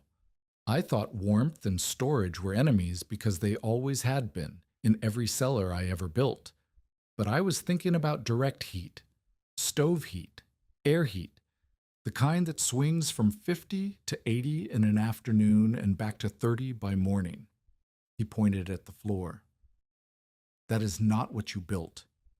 You built a wall between the fire and the food, and the wall decides how much warmth gets through. The fire never touches the cellar. The stone does, and stone is slow." "My mother said that," Marit said. "Earth is slower still." Rufus nodded. He drank the coffee. "I owe you an apology. You owe me $39 I did not spend." Rufus looked at her. Then he laughed. A real laugh. The first she had heard from him. The laugh of a man who has been bested by someone he underestimated and has the decency to find it funny. "I want to see the drawings," he said. "If you have any." "I do not have drawings. I have the cellar." "Then I will make drawings, if you will let me measure." Marit handed him the knotted string she used for measurements. Rufus went back down into the chamber with a pencil and a piece of brown wrapping paper, and he measured everything: the depth, the width, the length, the pier dimensions, the arch span, the buffer thickness, the vent placement, the bin heights, the gravel depth. He came back up with the paper covered in numbers and notations in a carpenter's hand. Precise, practiced, professional. This should be recorded properly, he said, before someone tries to build it from memory and gets it wrong. That was Rufus Crowell's conversion. Not praise, not admiration, not the language of a man impressed. The language of a man who understood that something had been built correctly and wanted to make sure it survived the builder.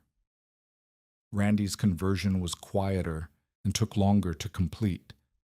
She came back the day after the church room, not for food, she had enough now, between what Marit had given her and what the first train had brought. She came to look. She went down the steps and stood in the chamber the way Rufus had, touching the walls, feeling the temperature with her bare hands, studying the bins and the vents and the gravel floor. "My next cellar," Randy said. "I want to build it partly beneath the washroom." "The washroom shares a wall with your stove," Marit said. "Yes." "Then you have a heat source, but the washroom floor is dirt. You would need to dig through the floor and line the walls with stone, and the buffer between the stove wall and the cellar ceiling would need to be at least 20 inches raw.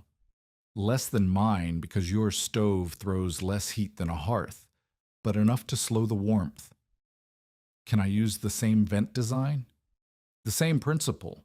Low intake, high outlet, but your house faces east, so the intake should come through the east foundation, not the north. You want the coldest outside air feeding the intake so the draft pulls properly." Randy was taking mental notes. Marit could see it in her eyes. The careful cataloging of information by a woman who had survived 5 children and knew the difference between knowledge that mattered and talk that filled silence. "I was wrong about the fire," Randy said. "I thought you were putting food in an oven." "Everyone thought that." "I should have looked before I spoke. You brought me stovepipe when no one else would." Randy said nothing to that. She looked at the bins one more time and went up the steps. At the kitchen door she turned. "I will need help with the stone. I cannot build an arch." "Kittle will show you, and I will check the walls." Randy nodded and left. The conversion was complete, not with a speech or a dramatic reversal, but with a practical woman accepting a practical truth and asking for practical help. It was the most Randy Stensland would ever say about being wrong, and it was enough. The others came in ones and twos over the following weeks, as the cold relaxed and the roads opened and the settlement began to take stock of what had been lost and what had survived. The school teacher, a young woman from Vermont named Elsa Dreyer, came to ask about storing carrots in sand. She had seen Marit's sand beds and wanted to understand the principle, not just the method, but the reason. Marit explained that sand held moisture around the carrots without touching them directly, creating a humid microclimate that prevented the roots from drying and shriveling, while keeping them separate enough that rot in one carrot could not spread to the others. 2 German-Russian families from the East Quarter, the Fritzlers and the Baums, sent their oldest sons to ask whether the method could work with a stove corner instead of a full hearth. Their houses were smaller, their stoves were iron box stoves rather than stone hearths, and they did not have the floor space for a full 6x8 chamber. Marit told them the principle was the same, but the scale would change. A 3x5 pit beside the stove, lined with stone, buffered with at least 16 inches of clay and sand between the stove wall and the cellar ceiling, vented with a single intake and a single outlet, would hold a smaller store at a higher average temperature. They would need to monitor more carefully because the margin between too warm and too cold was narrower in a smaller space. Rufus, who had been listening from the kitchen corner, asked Kittle whether the arch could be simplified for smaller houses. Kittle said smaller houses did not need an arch. They needed a core-belled ceiling, which was simpler to build and could span a shorter distance without the complex keystoning that a full arch required. He drew the difference on the back of Rufus's measurement paper. An arch was a curved span that relied on compression. A corbelled ceiling was a series of flat stones, each one extending slightly farther inward than the one below, until the two sides met in the middle. Less elegant, easier to build, strong enough for a 3-foot span if the stones were thick and the mortar was sound. Marit shared freely. She did not hoard the knowledge or parcel it out in exchange for favors. She drew the design on a flour sack with charcoal, chamber dimensions, buffer thickness, vent placement, produce shelf heights, and warnings. The warnings were as important as the measurements. Never seal both vents closed. Never store wet produce without curing the skins first. Never let bins touch the walls. Never trust a single temperature reading. One number is weather, she said, repeating what Kittle had told her. 3 numbers begin to tell the truth. She said the method was not fire under food. It was slow warmth through earth. She said it in the kitchen, to neighbors who had mocked her, to families who had watched her dig in silence, to a community that had called her cellar a grave for potatoes. She said it without anger and without satisfaction, and without the need to remind anyone that she had been right and they had been wrong, because the food in the bins said it for her. Amasa Yates did not come to the kitchen. He did not ask to see the cellar. He did not bring his ledger or his concerned expression or his claim bond papers. He stayed behind his counter and watched the settlement's attention shift toward a widow he had expected to break by Christmas, and he calculated. Yates's problem was specific. If Merritt's method spread, fewer families would lose their winter stores. If fewer families lost their stores, fewer families would face the desperate spring that drove them to his counter with their claim papers. His business model depended on winter failure, the way a doctor's income depended on illness. Not with malice, exactly, but with the quiet understanding that other people's misfortune was the engine of his prosperity. He shifted from ridicule to control. He approached Marit at the store. She had come for salt, one of the few things she could not grow or store herself, and made his offer quietly near the back shelves, where no one could hear. "I will give you $10 for the plan," he said, "drawn proper with measurements. I will sell it as a service. Consultation and materials, fair price, available to anyone who wants it." "The plan is on a flour sack in my kitchen," Marit said. "Anyone who wants it can come and look." "That is not a business, Mrs. Breka. That is charity. And charity does not pay the $6.75 you still owe me." "I will pay the $6.75 when I sell spring potatoes.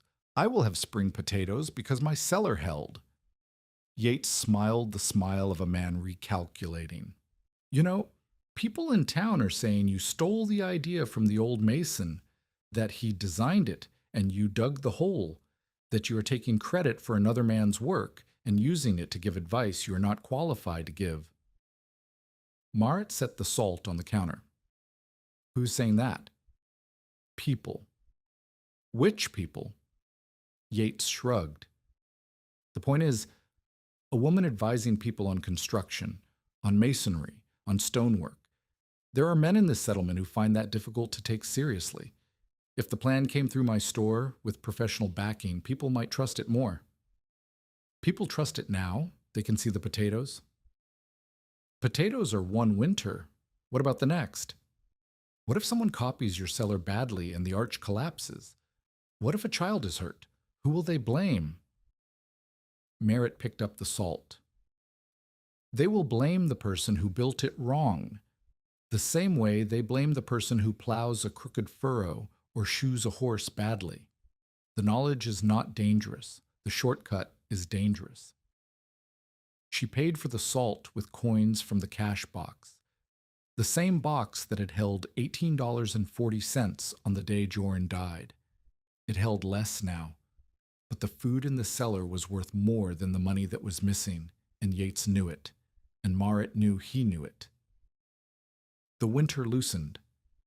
February brought a thaw that melted the top crust of snow, and then a freeze that turned the melt to ice, and then another thaw that softened the ice to slush.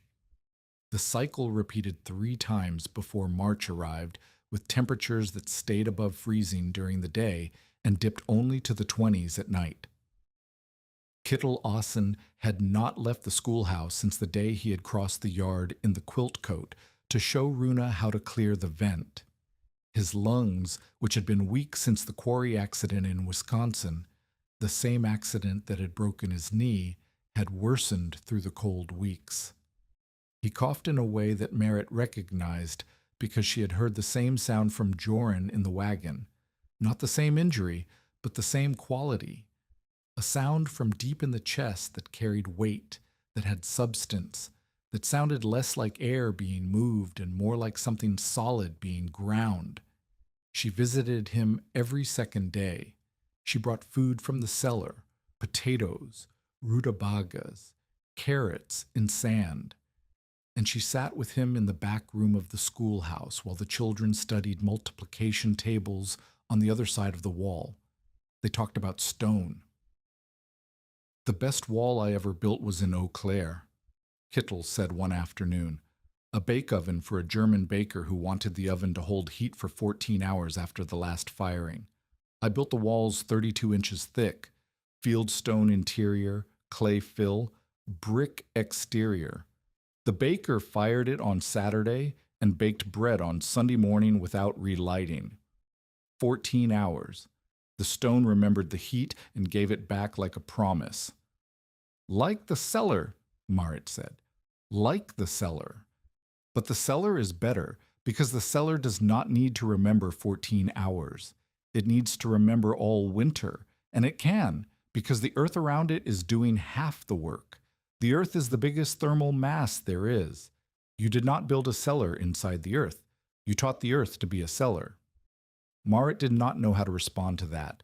She was not accustomed to praise, not from Kittel, who measured his words the way he measured stone, and not from anyone in Haugen's Crossing, where survival was expected and cleverness was suspected. "You need to correct my drawings," she said. "Your drawings are fine." Rufus says the vent placement on the flour sack is off by 2 inches. Rufus is right. Move the high outlet 3 inches toward the chimney and angle it upward at 15 degrees. The angle helps the draft in low wind. Marit wrote the correction on the back of a hymn card. Kittel watched her write. He did not reach for the pencil. He did not offer to draw it himself. He let her record the knowledge in her own hand, in her own words, in the way she would teach it to the next person. "Do not let them turn knowing into owing," Kittel said. Marit looked up. "What does that mean?" "It means Yates will try to buy what you know and sell it back to the people who need it. Knowledge that saves lives should not have a price tag with his name on it. You teach it free. You teach it to everyone, and you teach them to teach it, so that when you are gone, the knowing does not go with you." He coughed. The sound filled the small room and settled into the walls. Marit waited until the coughing passed. "I am not going anywhere," she said. "No, but I am." He said it the way he said everything, plainly, without sentiment, as a fact observed and reported. "My lungs have been telling me since Eau Claire. I've been ignoring them because there were still bad walls in town, but the walls are better now, and you know enough to keep them honest." Marit said nothing. She looked at the hymn card in her hand, at the correction she had written, at the small, precise numbers that would keep a vent drawing accurate. She understood in the way that understanding sometimes arrives, not as a thought, but as a weight. That Kittel was not being dramatic. He was being accurate. The cough was not going away. The lungs were not getting better. The quarry accident had broken more than his knee, and the winter had finished what Wisconsin had started. You called it my work, she said. At the kitchen. You told Rufus it was my work. It is your work. You taught me everything. I taught you stone. You already knew earth. You already knew fire. You already knew the thing your mother taught you, which is the thing that matters, that time is a material. You can build with it the same way you build with stone. You put time between the danger and the thing you are protecting, and the danger arrives too slow to do its work. He closed his eyes. The coughing had tired him. Marit stayed until he slept, and then she walked home across the softening snow with the hymn card in her pocket and the correction memorized, and the knowledge that she would soon be alone with everything he had taught her. Kittel Asen died in the schoolhouse back room on the 14th of March, with the first meadowlark singing outside the window he had asked Elsa Dreyer to open that morning. Marit was there. Runa was there. Kittel's breathing had slowed through the night, each breath longer in coming, each exhale longer in leaving, until the space between breaths grew wider than the breaths themselves, and the silence became the thing that filled the room. He did not speak at the end. His last words, said the evening before to Runa, who had brought him a carrot from the cellar, were, "That is a good carrot. The sand did its job." Marit washed his stone hammer and carried it home. She set it beside the hearth, on the flat stone where the trapdoor hinge anchored to the floor. The hammer was small, a chipping hammer, worn at the face, the handle darkened by 40 years of sweat and stone dust. It fit in one hand. It weighed almost nothing. The silence around it was large. The secondary crisis came in the third winter, and it came not from the weather but from the method itself, or rather from the method done wrong. A family named Holstad had arrived in Haugen's Crossing the previous spring. They were new to the settlement, new to Dakota, and new to the particular cruelties of prairie winter. Niels Holstad had heard about Marit's cellar from a freighter who passed through in August, and he had built a copy beneath his kitchen floor with the enthusiasm of a man who believed that hearing about a thing was the same as understanding it. He dug the pit. He lined the walls with stone, river cobbles, round and smooth, the same kind Kittel had rejected from the schoolhouse chimney because round stones do not interlock. He built no arch, trusting instead a flat plank ceiling to hold the weight of the floor above. He installed one vent, a low intake through the east wall, but no high outlet because the freighter had not mentioned a second vent and Holstad had not asked. He stored his potatoes wet from the wash, uncured, in bins that sat flat on the dirt floor with no gravel beneath them and no airspace between the bins and the walls. By late November of the third winter, the cellar smelled wrong. By December, the potatoes in the lower bins had developed a white fuzz along the eyes that spread to the skins within a week. By Christmas, the Holstad children were coughing, not the dry, cold air cough that every child on the plains developed in winter, but a wet, persistent cough that came from breathing air saturated with mold spores rising through the kitchen floorboards from a cellar that had no way to exhaust its own moisture. Holstad's wife, a woman named Katrine, came to Marit in January with the youngest child on her hip and a look on her face that Marit recognized. It was the look of a woman who had done everything she knew how to do, and it had not been enough. "The food is rotting," Katrine said, "and the air in the house is making the children sick." Marit went to the Holstad kitchen that afternoon. She opened the trap door, a rough plank with no hinge and no seal, and the smell hit her before she reached the second step. Sour, wet, organic. The smell of vegetation decomposing in still, humid air. The cellar was a swamp. Water stood on the dirt floor. The bins were dark with moisture. The potatoes were soft, their skins slick with mold. Their eyes sprouted into pale, reaching fingers that looked wrong in the candlelight. She checked for the high vent. There was none. She checked the bins for gravel. There was none. She checked the walls for stone quality. River cobbles, round, smooth, poorly mortared, with gaps between the stones where moisture seeped through from the outside soil and pooled on the floor. "Who told you how to build this?" Marit asked. "A man on the freight road. He said you kept your food under the fire and it lasted all winter. He told you half the story." Marit climbed out.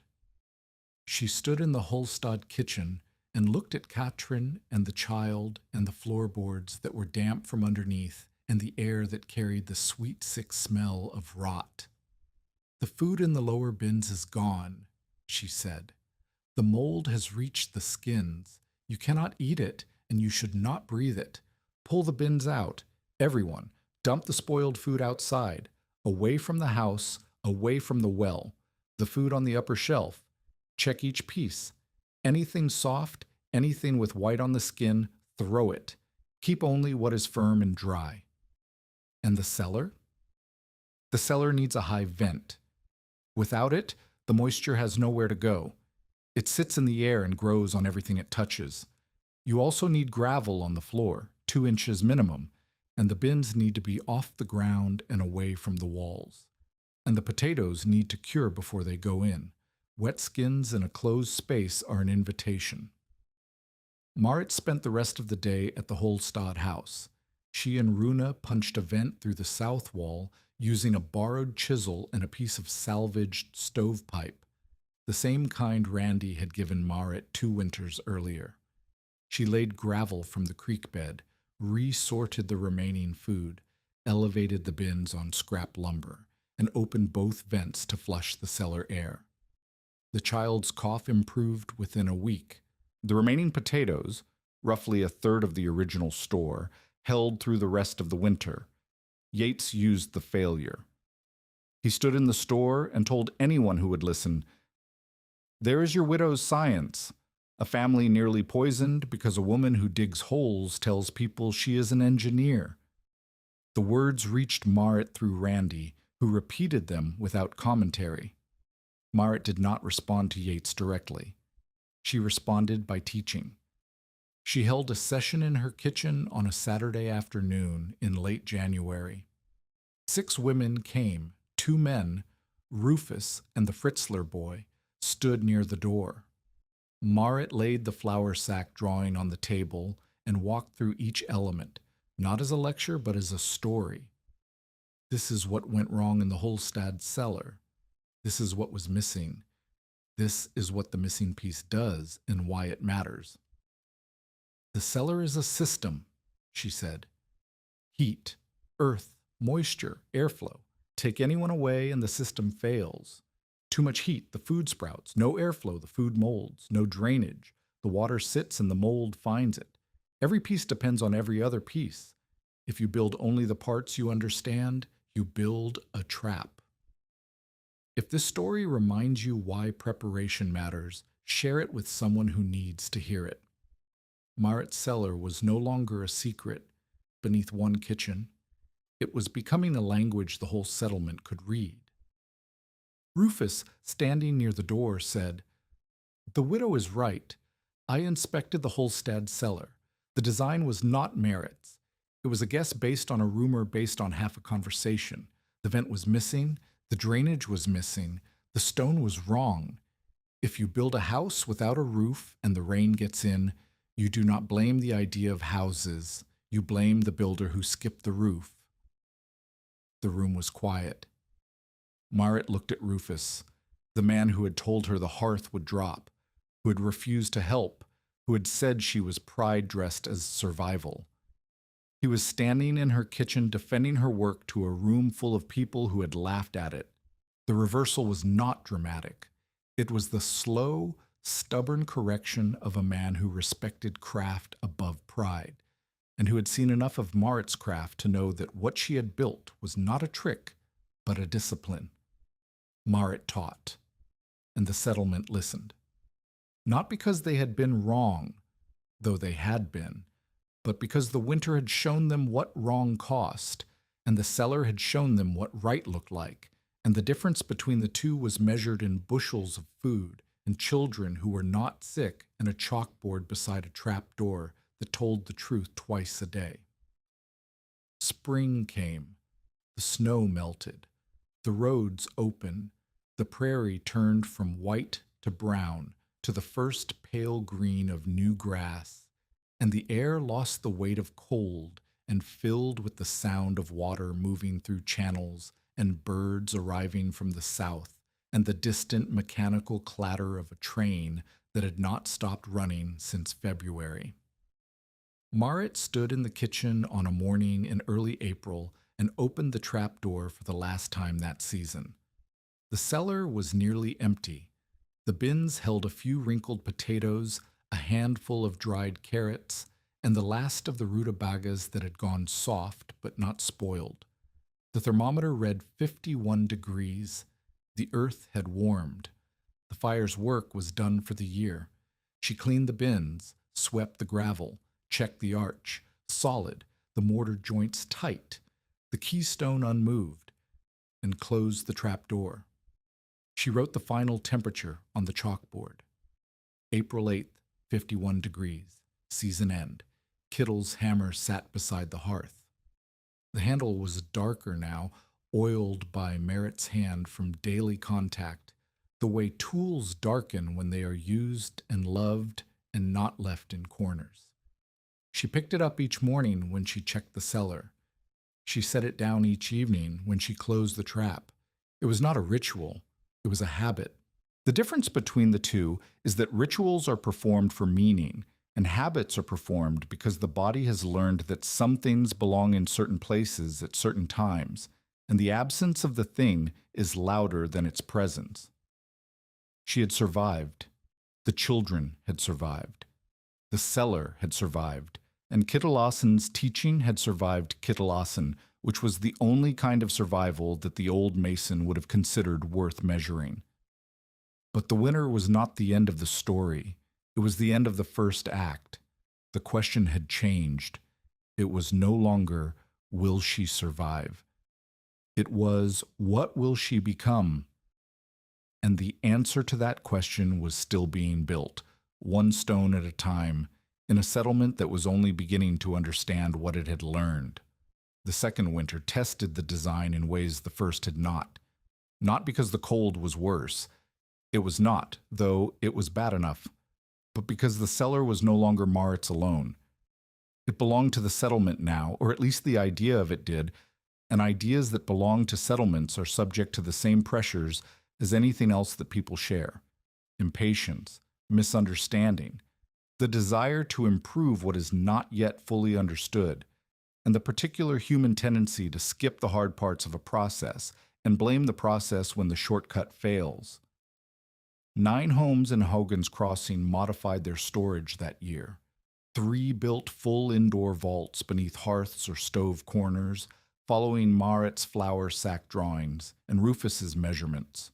4 deepened their existing outdoor cellars, added vents, raised bins off the floor, and separated crops by moisture needs.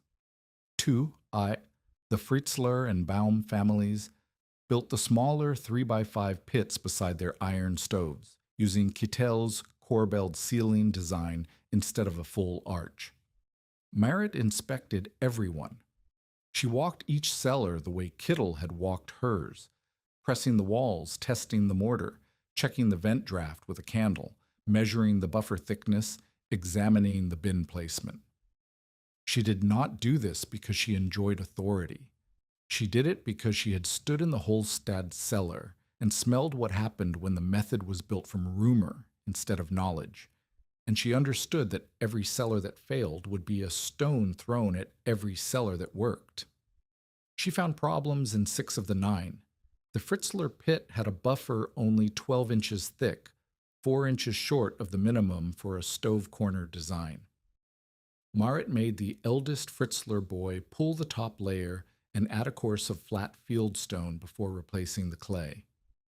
Randy's washroom cellar had bins touching the south wall, where moisture seeped through a crack in the foundation mortar.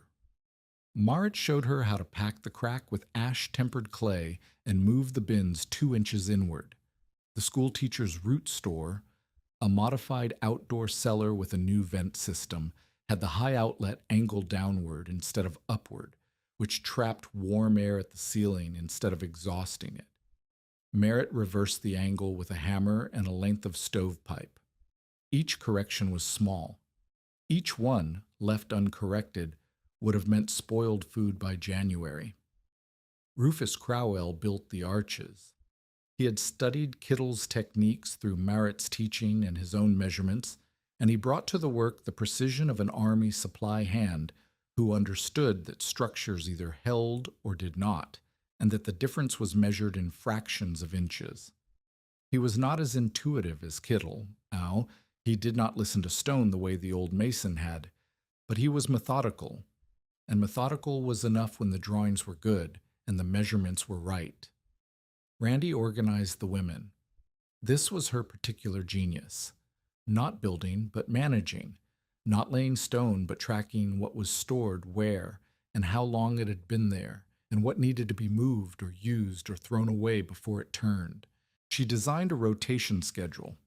Each household checked bins every 3 days, recorded temperatures twice daily, and reported any smell, moisture, or sprout to Marit within 24 hours. The schedule was written on a piece of butcher paper and posted in Randy's kitchen, and every woman in the network signed her name beside her household's entry. The children learned. Elsa Dreyer added temperature recording to the school arithmetic. The older pupils read the thermometer, wrote the number, and calculated the weekly average. Runa Brick, now 11, kept the most precise records in the settlement. Her chalkboard entries were neat and unhesitating, and she had developed a system of marks beside each reading, a straight line for stable, an upward mark for rising, a downward mark for falling. At a glance, anyone could see whether the cellar was holding or drifting. Pater, the boy who had coughed beside the open floor, who had pressed his face into Merritt's hip while she cut black spots from frozen potatoes, was 10 now. He had stopped coughing. He had started building. Marit found him one afternoon in the yard, stacking field stones into a small, dry wall, testing each stone's ring with a hammer the way Kittle had tested the schoolhouse chimney stones. The wall was crooked. The joints did not break properly, but the stones bit. They interlocked, flat faces in, wedge shapes, seated against each other. And when Marit pushed the wall with her boot, it shifted but held. She did not correct him. She sat on the overturned wash tub and watched him build, and she heard in the tap of his hammer the echo of a sound she had followed across 3 properties on a cold October morning when she had no mason and no stone and no one who believed she knew what she was doing. Anton Fry arrived in Haugen's Crossing in the late spring between the 2nd and 3rd winters. He came from a German-Russian settlement 60 miles west that had lost its blacksmith to diphtheria, and he came because Haugen's Crossing had a forge and no one using it. He was 36, widowed 2 years, broad across the shoulders, quiet in the way that men are quiet when they have learned that most words are wasted and the useful ones are short. He was not a blacksmith. He was a blacksmith's helper. He had worked the bellows and handled stock for a man named Drescher in the western settlement, and Drescher had taught him enough iron work to shoe a horse, mend a chain, and forge simple hardware. He was not skilled enough to call himself a smith, but he was honest enough to say so, and in a settlement where the forge had been cold for 8 months, honest and adequate was better than absent and excellent. Marit met him at the forge on a day when she had come to ask about iron vent collars. The stovepipe vents in her cellar, and in the 6 cellars she had helped build, were rusting from the inside, where the moist cellar air met the cold outside air and condensed. She needed iron sleeves that could fit inside the stovepipe and be pulled out for cleaning, and she needed them made to a specific diameter. 3 7/8 inches, which was the inside measurement of the salvaged pipe Randy had given her 2 winters ago. Anton listened to the specification. He did not ask why a woman needed vent collars or what she was building or whether she had considered buying them from a catalog. He asked, "How thick do you need the wall of the sleeve?" "Thin enough to fit inside the pipe, thick enough not to bend when a child pushes a poker through it to clear frost." "1/16 of an inch, maybe 3/32 if the iron is good." "Can you make it?" "I can try. If the first one does not fit, I will make another." He made 3 before the fit was right. The first was too wide by a hair. The second was round at one end and slightly oval at the other, which meant it seated unevenly and left a gap at the top where frost could build. The third was clean, round, uniform, smooth inside, with a lip at the outer end that prevented the sleeve from sliding into the pipe when the poker pushed against it. Marit inspected the third sleeve. She ran her finger inside it and felt the bore. Smooth, no rough spots where frost could catch and build. She slid it into a length of stovepipe and checked the fit. Snug, not tight. Tight meant the sleeve would seize when it rusted and could not be pulled for cleaning. Snug meant it sat in place by its own weight and could be removed with a firm pull. "This is right," she said. "How many do you need?" 18, 2 per cellar, 9 cellars. Anton calculated in his head. "I can do 3 a day if the iron holds. 6 days. I will charge you for the iron and nothing for the labor." "Why nothing for the labor?" "Because Randy Stensland told me what you did during the freeze, and because I have been in a settlement where the food ran out and no one had built anything smart enough to prevent it." He set the hammer on the anvil. "I would rather make vent collars than coffin nails." He made the 18 collars in 5 days, not 6, because he worked through the light on the 4th day and finished the last 3 by lantern. Marit installed them with Runa's help, pulling each old pipe section, fitting the sleeve inside, replacing the pipe, testing the draft. The collars worked. The frost still formed, but it formed on the iron sleeve instead of the stovepipe wall, and the sleeve could be pulled, knocked clean, and replaced in 2 minutes. A child could do it. Runa could do it in 90 seconds. The courtship, if it could be called that, proceeded through ironwork. Anton made hinges for the new trapdoors in the Fritzler and Baum cellars. Marit told him the hinge pin needed to be iron, not wood, because wooden pins swelled in humid cellar air and seized the hinge shut. He made iron pins. She tested them. They worked. He made iron straps for the bin frames, flat bars that held the corner joints tight so the bins could be lifted out for cleaning without falling apart. Marit told him the straps needed to be smooth on the inside face so they did not catch on potato skins when the bins were loaded. He filed each strap smooth. She inspected the filing. It was good. He asked where the hinge bound on the 3rd cellar door. She answered with a measurement. The hinge leaf was 1/4 inch too long for the mortise, and the pin sat 1/8 of an inch too high, which meant the door dragged on the stone lip when it opened. He corrected both dimensions. The door swung free. They talked about iron and stone and wood and measurements. They talked about clearances and tolerances and the difference between a fit that held and a fit that seized. They did not talk about loneliness or loss or the weight of raising children alone or the silence in a house where a second voice used to be. Those things existed between them the way warmth existed in stone, present, invisible, revealed only by contact. Amasa Yates ordered Anton to stop supplying Marit. Not publicly. Yates did not make demands publicly because public demands created public refusals. He visited the forge and mentioned conversationally that a man new to a settlement might want to be careful about which customers he served, particularly customers whose debts were a matter of record and whose judgment was a matter of opinion. Anton listened. He nodded the way quiet men nod when they are hearing something they have already decided to ignore. He continued making vent collars. He continued making hinges and straps and pins.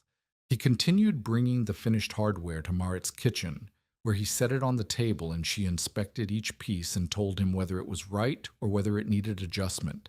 And he adjusted it without complaint and without defensiveness, because he understood that precision was not criticism and that a woman who demanded exact measurements was a woman who had learned what imprecision cost. Yates did not visit the forge again. The thing about Amasa Yates was that he was not stupid. He was, in fact, quite intelligent in the way that men who survive by reading other people's weaknesses are intelligent. He understood need. He understood shame. He understood the arithmetic of desperation. And he understood that most people, given the choice between a hard solution and an easy surrender, would choose the surrender if the surrender was dressed in reasonable language and offered with a sympathetic face. What he did not understand was stone. He did not understand thermal mass, or buffer thickness, or vent dynamics, or the relationship between airflow and moisture, or the difference between river cobbles and split fieldstone. He did not understand these things because he had never needed to, and he did not respect them because they belonged to a world, the world of physical labor, of hands in clay, of cold mornings spent measuring temperature in a dark hole beneath a kitchen floor that he considered beneath him. So when Orrin Maddock, the most prosperous farmer in the East Quarter, asked Yates to build him a winter cellar modeled on the Brecca design, Yates said yes. He said yes because Maddock was offering $45 and because Yates believed that what Marit had built could be replicated by any man with a shovel and a general understanding of the principle. The principle, as Yates understood it, was simple. Dig a hole under the kitchen, put stones around it, and the hearth keeps the food warm. He had watched. He had listened to what people said about the cellar. He had not at any point opened the trap door, descended the steps, held a thermometer, checked a vent, or pressed his hand against the buffer wall to feel the rate at which warmth moved through stone and clay. He hired 2 men from the rail crew to dig the pit. He lined it with whatever stone was available, round, flat, broken. It did not matter to Yates because stone was stone. He built a buffer of 12 inches, half the thickness of Marit's. Wow, because 28 inches seemed excessive and 12 was faster. He installed 1 vent because 1 seemed sufficient. He did not lay gravel. He did not raise the bins. He did not cure the potatoes. The cellar looked like Marit's the way a scarecrow looks like a man. The shape was right. Everything else was wrong. The failure came in late January of the 3rd winter, during a thaw followed by a hard freeze, exactly the sequence that exposed every structural weakness in any cellar, because the thaw introduced moisture through every crack and gap, and the freeze turned that moisture to ice that expanded and pushed the walls and lifted the bins and crusted the food in a shell of frost that destroyed the cellular structure of every potato it touched. Maddox's cellar sweated during the thaw. Water ran down the round cobble walls and pooled on the dirt floor. The single vent could not exhaust the moisture fast enough. When the freeze came 3 days later, the water on the floor turned to ice. The condensation on the walls froze in place, and the temperature inside the cellar dropped to 28 degrees. Below freezing, below the point where potatoes survive. Because the 12-inch buffer could not hold enough thermal mass to resist the cold, and the round cobbles had gaps between them that the frost walked through like an open gate. The potatoes rotted at the wall. The potatoes froze near the door. The rutabagas turned to glass. Maddox lost 60% of his winter store in 1 week. He confronted Yates in the store, in public, in front of 6 customers, and Randy Stensland, who had come for thread. Maddox was not a loud man, but he was a direct man, and he spoke the way direct men speak when they have been cheated, plainly, without elaboration, with the cold specificity of a person listing damages. "You charged me $45 for a cellar that lost my food," Maddox said. "You told me it was the same design as the Breaky cellar. It is not the same. The walls are round stone with gaps. The buffer is half the thickness. There is one vent where there should be two. There is no gravel. The bins sit on dirt." Yates stood behind the counter.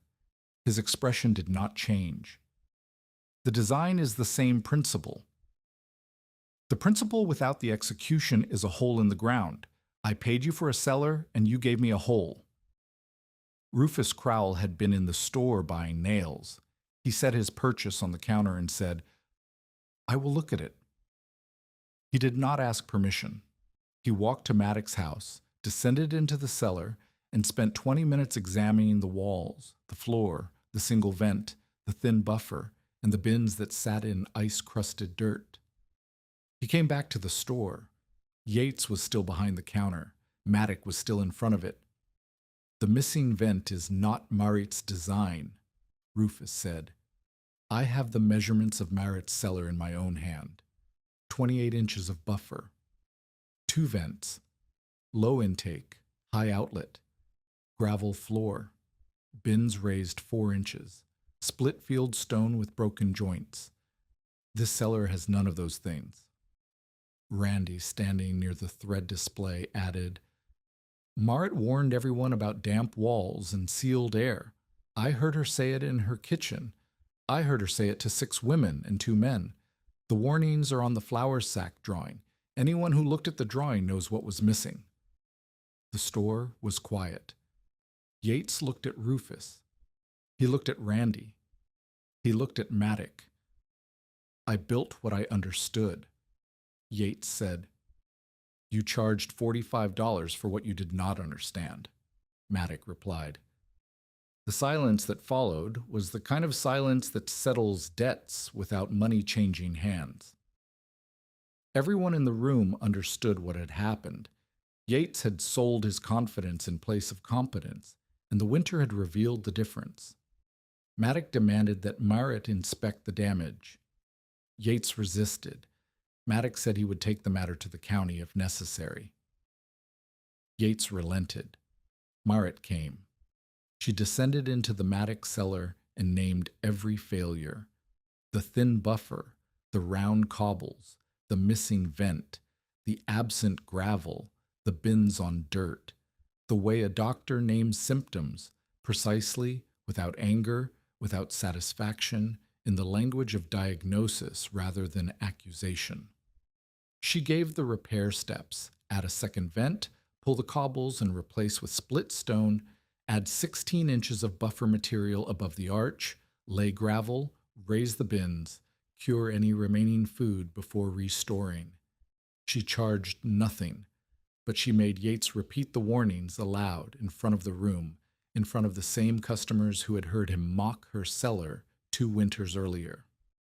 She stood beside the counter and waited while Amasa Yates, storekeeper and speculator and quiet profiteer of other people's failure, said the words she had been saying since the first winter. Never seal both vents. Never store wet produce. Never let bins touch the walls. Never trust a single temperature reading. He said the words the way a man says words he has been forced to speak, correctly, completely, and without conviction. But he said them, and the room heard them, and the room understood that the man who had called Marit's cellar a grave for potatoes had just built a grave for potatoes and charged someone $45 for it. Randy, standing near the door, said quietly, "The widow's way is particular." Yates heard her. He looked at Marit. "No," Marit said. "Winter is particular." Anton Frey proposed on a Tuesday in April, not with a ring, but with a question. He was standing in Marit's kitchen, measuring the south wall for a modification. The wall needed to be extended 4 feet to accommodate a teaching space where Marit could lay out the flour sack drawings and demonstrate the cellar design to visitors from neighboring settlements. "Do you want the south wall extended for a teaching kitchen?" he asked. Marit looked at him. Are you asking to build it, or are you asking to live in it? Anton set the measuring string on the table. Both. I will not sign land or cellar rights into any husband's name, Marit said. The claim is mine. The cellar is mine. The knowledge is mine. If you cannot live beside that, do not ask. I am asking to build beside you, Anton said, not over you. They married the following spring in a small service at the church room. Randy's children carried storage apples wrapped in cloth, apples from the cellar kept through winter, still firm enough to eat, sweet enough to mean something, because fruit that survives a Dakota winter is not just food. It is evidence. The south wall was extended before the wedding. Anton built it with fieldstone from the Tveit Creek bed and lumber from a sawmill that had opened in De Smet. The teaching kitchen held a table large enough for the flour sack drawing, a chalkboard for temperature demonstrations, and a trapdoor that opened into a second cellar, smaller than the first, built as a demonstration model so visitors could descend the steps and see the arch, the buffer, the vents, the bins, and the gravel floor without disturbing Marit's working storage.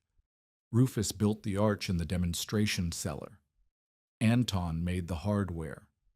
Runa painted the temperature marks on the chalkboard in the precise, unhesitating hand that had been recording numbers since she was 9 years old. The years compress the way years do when the crisis has passed, and the work continues.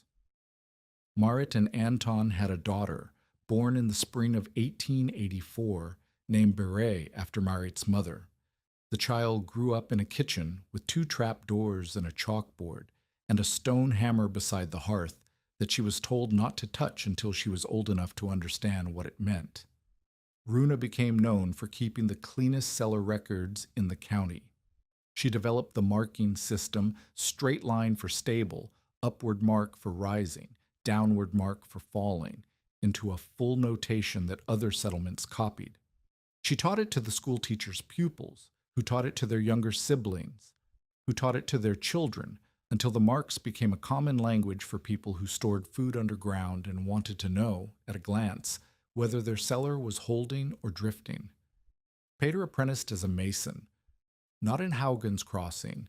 There was not enough stonework to sustain an apprenticeship, but in Brookings, 30 miles east, where a builder named Gruel took him on at 15 and taught him the trade that Kittel Asen had practiced for 40 years. Peter built arches, he built hearths, he built cellars, and he built them the way Kittel had taught Marit, and Marit had taught him, with stones that bit, mortar that was stubborn, and the patience to let each course cure before adding the next. By the 5th winter, farms beyond Haugen's Crossing were copying the vent plug design. The notched wooden plugs, quarter, half, 3/4 positions, appeared in cellars as far as 20 miles away, carried by word of mouth and by the freight drivers who stopped at Marit's kitchen for coffee and left with measurements written on scraps of brown paper. The outdoor cellars did not vanish.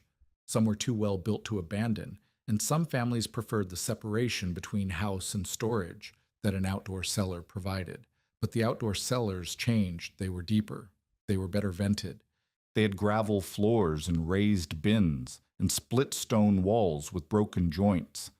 They were no longer trusted blindly. They were measured. They were monitored. They were treated as systems, not as holes in the ground. Marit aged into the settlement's authority on food storage, but the script should not make her a saint or a legend. She was a practical woman who had learned a practical thing and taught it practically. She still threw away bruised potatoes first. She still checked the vent before she checked the bins. She still wrote the temperature on the chalkboard every morning and every evening because 1 number was weather and 3 numbers began to tell the truth, and she had never found a reason to stop counting. Anton worked the forge. He made vent collars and hinges and bin straps and iron pins for every cellar in the settlement and several beyond it. He did not become wealthy, neither did Marit. They kept the land that winter had nearly taken from her, and they raised the children, and they fed the neighbors, and they measured the temperature twice a day.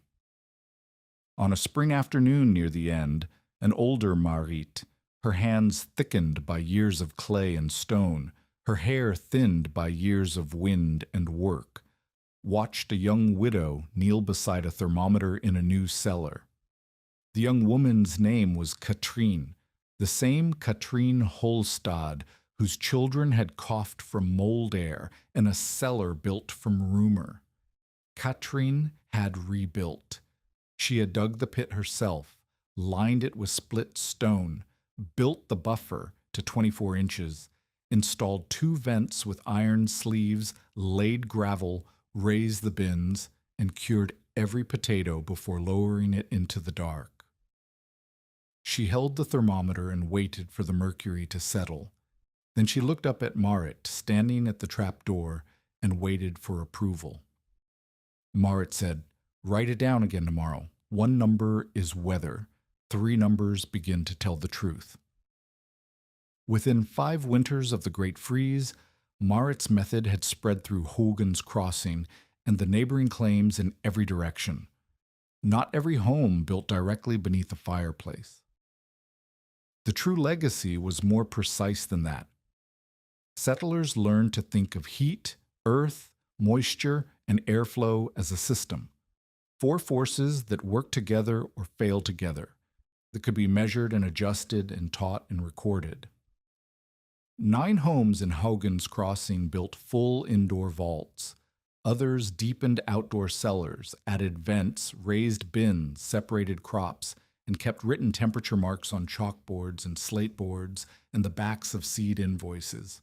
The community stopped treating food storage as a hole in the ground and started treating it as winter engineering. Marit lived out her life on the Breck claim, later the Brecky Frey Farm in Kingsbury County.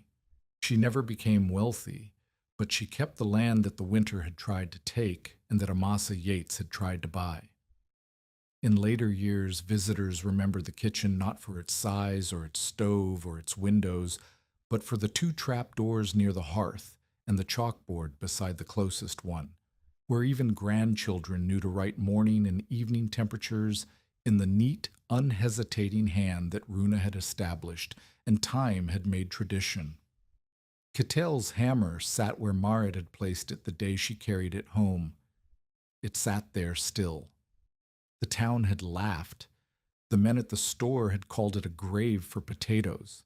One said the children would wake to baked rutabagas. Another said the first hard fire would smoke her out. A winter came that froze the cellars and locked the food in ice and sent an old woman crawling across the snow with a hatchet to chop frozen roots from frozen ground. And in a kitchen in Hogan's Crossing, beneath a hearth that burned steady and low, in a chamber of field stone and clay and dry sand and ash-tempered mortar, the thermometer held at 42 degrees. The potatoes were firm. The carrots rested in sand. The arch held. The vents breathed. And the earth, which is slower still, gave back what the fire had given it. Not as heat, but as time, measured twice a day, written on a chalkboard, in a hand that never stopped counting.